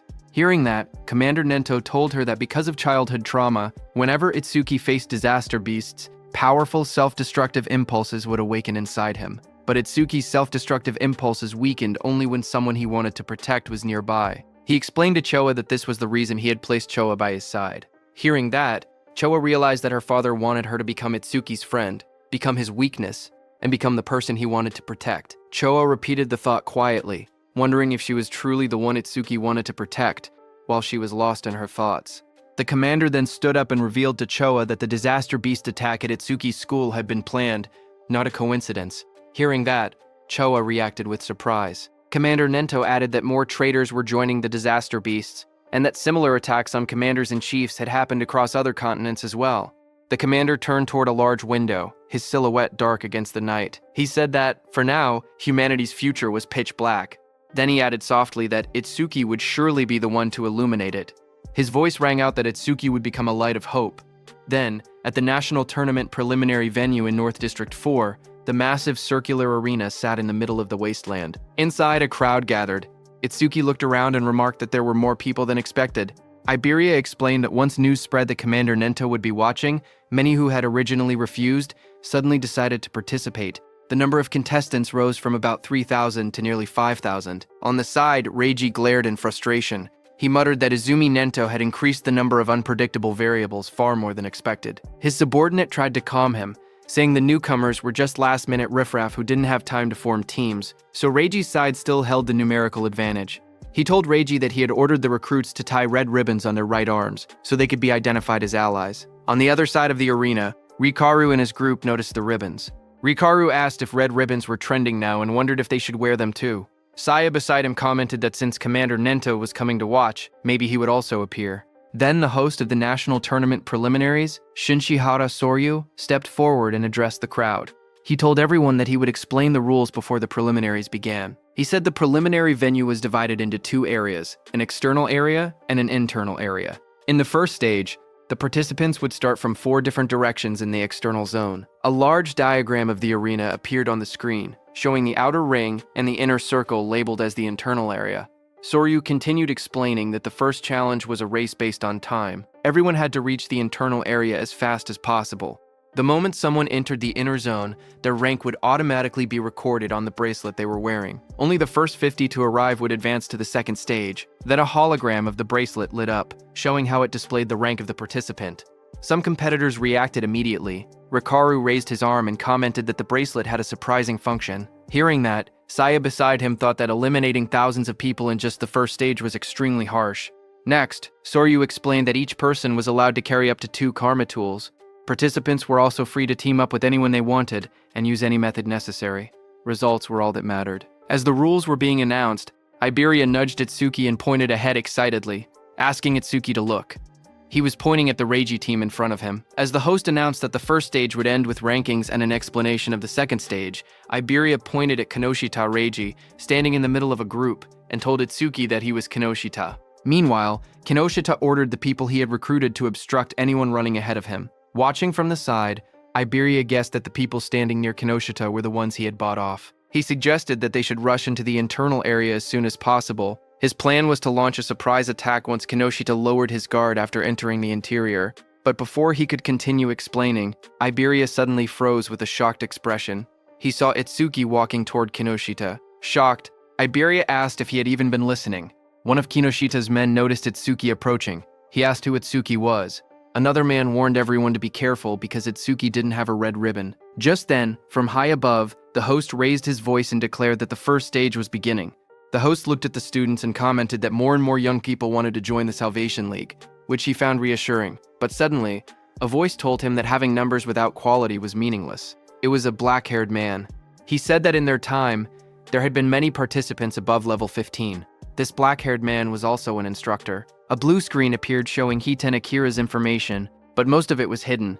Instructor Soryu corrected him, saying that only 2 participants had reached that level in Hiten's year. That year, Hiten Akira was at level 18, and along with him was Teiwa Jin at level 21. Remembering the past, Instructor Hiten commented that things were boring now without rookies like Teiwa. He said he hoped someone similar existed in the current group. But Instructor Soryu shook his head and replied that geniuses like that did not appear easily. Instructor Hiten stepped forward and asked Commander Nento about a rumor. He said he had heard that a student from the northern continent had defeated a level 8 skeleton soldier right after awakening and later became Commander Nento's pupil. Instructor Soryu widened his eyes and asked if it was true, calling it ridiculous for someone to defeat level 8 monsters immediately after awakening. Commander Nento, covered in dark flames, answered calmly, saying that the rumor was true. Hearing this, Instructor Hiten asked if that person was in the group they were watching. Instructor Soryu thought that since this was Izumi's second recognized pupil after Taiwa Jin, it meant the student must possess exceptional talent. Examiner Soryu looked at the participants list and wondered who the mysterious participant could be. The tablet displayed the first candidate. It showed Harino Rikuru, a level 10 metal elementalist. Examiner Soryu noted that Rikuru's gift was only an ordinary grade 2 and decided it couldn't be him. Another profile appeared. Kisaragi Saya, a level 11 water elementalist with a grade 1 gift. She specialized in support-type abilities, so he assumed she wasn't the one either. The next image revealed Hanyu Kana, a wood elementalist at an unusually high level 16.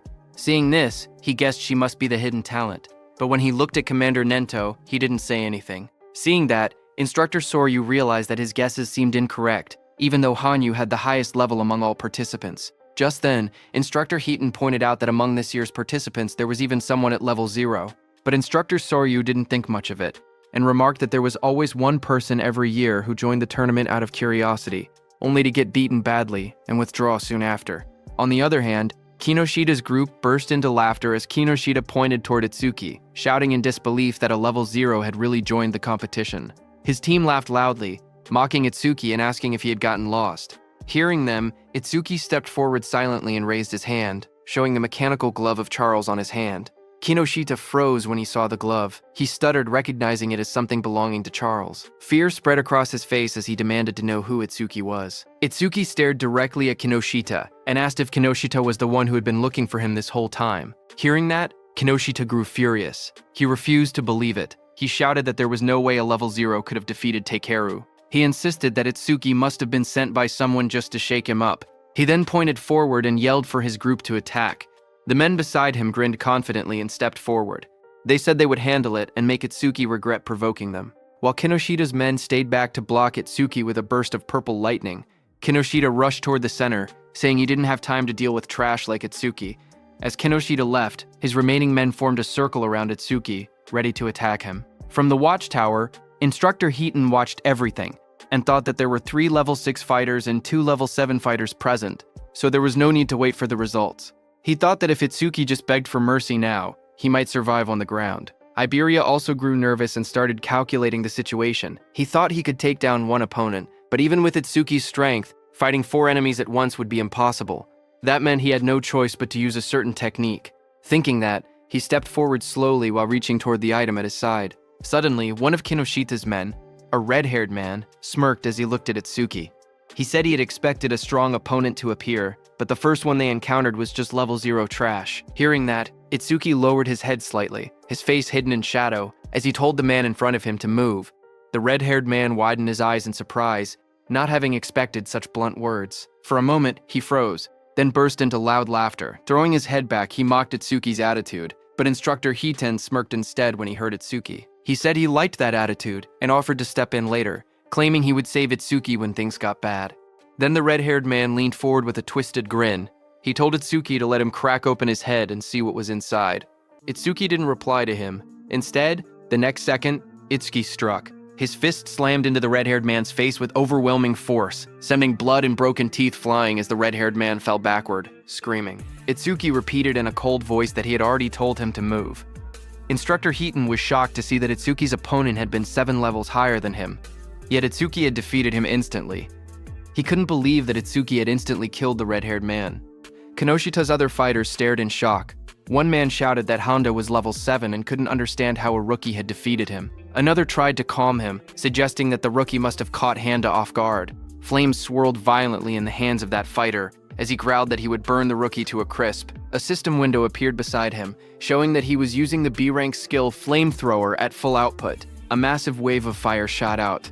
Iberia, watching, gasped, saying the attack was so fast he couldn't even use his karma tool in time. The flames roared across the arena. One of Kinoshita's fighters commented that the attack was overkill for a level 0, but the fighter who threw the fire said deaths in the preliminaries were common. He added that if the rookie wanted to resent someone, he should resent himself for acting cocky at level 0.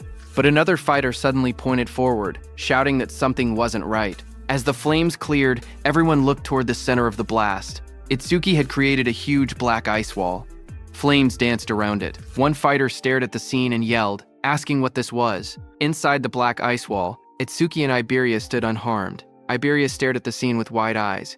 He shouted in shock that Itsuki had blocked such a wide-range flame attack completely. To him, it was exactly what he had expected from someone that strong.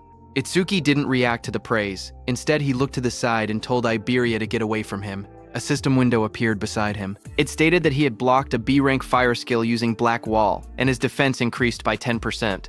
Another window listed his updated stats: attack 310, agility 310, defense 310. Seeing that, Itsuki noted that his defense had increased by 31. He thought to himself that he needed to confirm whether Black Wall's passive effect would activate again if he blocked the same skill more than once. From a distance, one of Kinoshita's fighters pointed at Itsuki in disbelief. He asked how Itsuki was still unscathed, and wondered if that strange ice-like shield was really his ability. He looked around in confusion, saying there wasn't even a water elementalist present, so how could Itsuki use ice skills? Itsuki then stepped forward and raised a finger. His voice was steady as he told the fire user to use that technique one more time, adding that this time he wouldn't block it. Hearing this, the fire user glared angrily at him as flames rose around his hands. He asked if Itsuki was making fun of him. He shouted that Itsuki shouldn't go back on his word. Itsuki calmly replied that he promised. Hearing that, the fire user gathered even more flames. He yelled that he would finish Itsuki for sure this time using his strongest technique. A massive fiery blast formed in front of him as he used his B-rank skill, Flamethrower Overheat. Seeing the fireball coming, Itsuki just stood there unfazed in front of the swirling firestorm. He noted that the power was stronger than before, but it was still just a fire attribute skill. A wave of flames roared forward, engulfing Itsuki and the whole area around him. Seeing that, the fire user pushed both hands out desperately. Another fighter behind him looked shocked and said he was taking things too seriously, but the fire user muttered that the attack's power probably rivaled level 8. Sweat dripped down his face as he felt his magic drain instantly. He thought to himself that this was his ultimate technique. It felt wasteful to use against a level 0, but he declared that the farce would end now. But the next second, the fire user fell back in shock, his eyes wide and sweat dripping down his face. He stared at Itsuki standing calmly before him and shouted that it was impossible. Across from him, Itsuki examined the black ice covering his arm. He muttered to himself, realizing something. When the same skill came from the same target, Black Wall's passive effect no longer activated a second time. With a quiet nod, he said that he understood. He stepped forward confidently. Cracks of heat and smoke spread across the ground as he declared that the verification was over, and now he would finish this. Seeing this, the fire user trembled. He couldn't believe that his ultimate technique had been defeated so easily. Standing beside him, another fire user clenched his burning fists and insisted that he had already figured out the weakness behind the ice skill. He charged in with blazing attacks. Flames burst around him as he unleashed his B-rank skill. Fire Barrage. Fireballs shot toward Itsuki from every direction. Surrounded by heat and swirling flames, Itsuki looked unfazed. He asked calmly if they were planning to win just by numbers. His whole body became covered by black ice as a glowing notification appeared, saying Black Wall had been activated. The explosion of flames erupted across the arena, shaking the ground. The large fire user shouted confidently that even if their opponent had a powerful skill, a level 0's magic capacity was meaningless. He claimed that if they drained all of Itsuki's magic so he couldn't produce water anymore, they would win. As the flames roared, suddenly someone grabbed that large fire user's hand. The fire user's eyes widened in shock as he asked what was happening. He was shocked to see that Itsuki had closed the distance between them instantly. Itsuki now chose to fight hand-to-hand because he realized that even after being hit by so many fireballs, the passive effect of the Black Ice Wall skill had only activated once. That large fire user rushed forward, shouting that if speed was Itsuki's strength, then power was his. But Itsuki stared at him calmly and asked if he was truly putting his full strength into this. Itsuki told the fire user that he looked strained, so he would make it easier for him. He said that he pulled the fire user near, and before the fire user could do anything, Itsuki stepped in and kicked him in the face. The blow landed so hard that the fire user's face twisted. He staggered, unable to get up. Itsuki looked down at him calmly. He analyzed the system message, noting that his defense increased by 31, not 34, which meant the calculation was based on his original defense before enhancement. Just then, another window appeared, showing that he had blocked a B-rank fire skill, gaining a 10% defense boost. His total defense now stood at 310, with an additional 62 from Blackwall. Turning away, Itsuki noticed two lightning users standing nearby. He muttered to himself that lightning elementalists were perfect targets and decided to increase Thunderbreaker's passive effect next. Seeing this, those two lightning users panicked, watching both of their allies fall. They shouted that Itsuki's stats must be fake. One of them cried out that they should run. Itsuki glanced back with cold eyes and asked if they really thought they could escape. The two lightning fighters roared in desperation. Lightning burst around their bodies as they charged at Itsuki, yelling that this wasn't a fire attribute and the same trick wouldn't work. Their combined skill, C-rank Silver Serpent, activated in a surge of electricity. As the lightning attack hit Itsuki, a system message appeared again, showing that Itsuki had absorbed the C-rank lightning skill with Thunderbreaker, raising his agility by 5% twice in a row. His new stats displayed: attack increased to 310, agility to 341, defense to 310, making his total 1,333 points. Instructor Hiten, watching from the control room, was shaken. He realized that Itsuki before him was defeating awakened individuals several levels higher than himself, and he was doing it as if it were nothing. On the battlefield, Itsuki stood calmly among unconscious enemies, lightning wrapping around his body. Instructor Hiten, watching him, trembled and wondered what kind of monster he was facing. Itsuki analyzed the situation. He thought about how Thunderbreaker's passive effect worked the same as Black Wall. It only increased once for the same skill coming from the same target. Nearby, Iberia checked the fallen enemies and was surprised to see that everyone had been knocked out. He admitted that he had expected a difficult battle, but never imagined Itsuki would be this strong. Just then, one of the fire users, who was badly injured, asked from behind what ability Itsuki was using. His voice shook as he shouted, insisting that Itsuki wasn't level 0 at all. Hearing the fire user ask who they were, Iberia stepped forward with a grin. Seeing that, Itsuki realized that Iberia was going to do something. Iberia looked back as his smile widened. He proudly declared that together they were double I and that one day they would become the strongest duo on the northern continent. He told the fire user to remember them, but before he could finish his proud introduction, Itsuki cut him off and said they should stop talking and chase Kinoshita. Iberia flailed in frustration, shouting that what he was going to say next was the good part of his speech. From the side, the fire user whispered double I to himself in disbelief. He muttered that it sounded lame. On the other hand, Kinoshita, who was running at full speed surrounded by crackling purple energy, noticed the commotion. He assumed that the level 0 participant was probably being beaten badly by now, but then he hesitated. He remembered the crossbow he had seen on Itsuki earlier. It had definitely belonged to Charles. He told himself that he needed to investigate later because he knew that, other than the saviors, there shouldn't be many people on the northern continent capable of capturing Charles. While he was lost in thought, something in flames passed him. It was another participant who shot into the sky.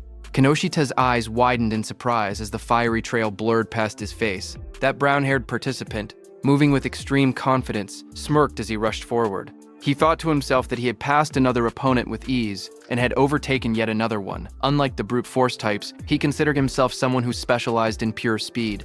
But before he could enjoy that pride, a violent surge of purple lightning hit him from behind. It swallowed him completely. The brown-haired boy screamed as the electricity tore through his body. He crashed onto the ground, coughing out smoke.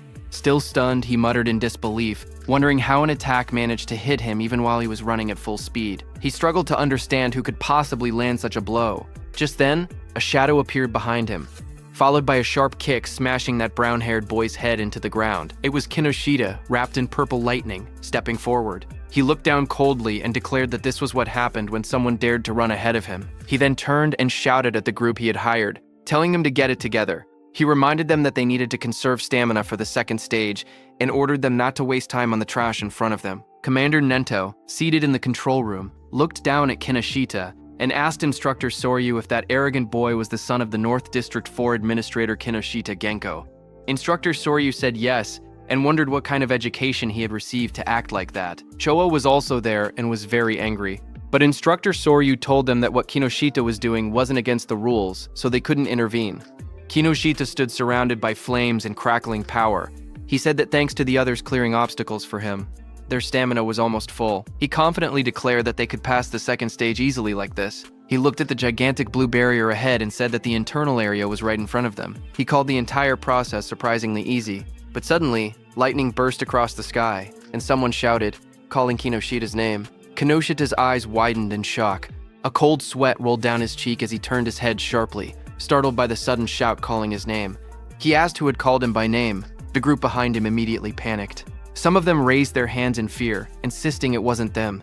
One man stuttered that he hadn't done anything. Another voice said the call came from behind. Just then, someone suddenly pointed, saying it was the level 0 rookie. Whispers spread through the crowd as they cleared the way to look back. From behind, two shadows appeared, moving forward.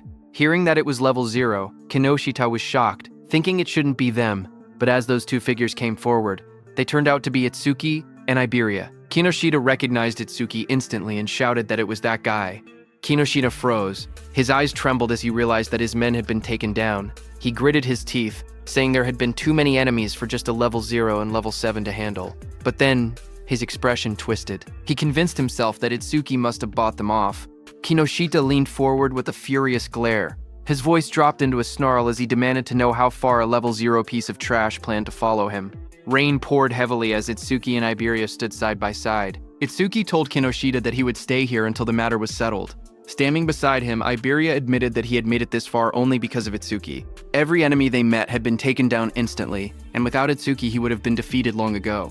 Ahead of them, Kinoshita turned and raised his hand. He said he was too busy to deal with them himself, but he would prepare some playmates to handle them. Then Kinoshita's eyes glowed red as he shouted for his men to take out Itsuki. Hearing that, his group of armed men stepped forward. One of them mocked Itsuki, saying he was just a level 0 kid. Another said he had guts for calling Kinoshita by name and promised to drill manners into him. Someone else laughed and said he would show them hell. Iberia stared in shock as he counted their numbers. It was no less than 100 people. Fear tightened his voice as he asked what they should do. Itsuki grabbed him by the hood and pulled his head down, telling him to keep low.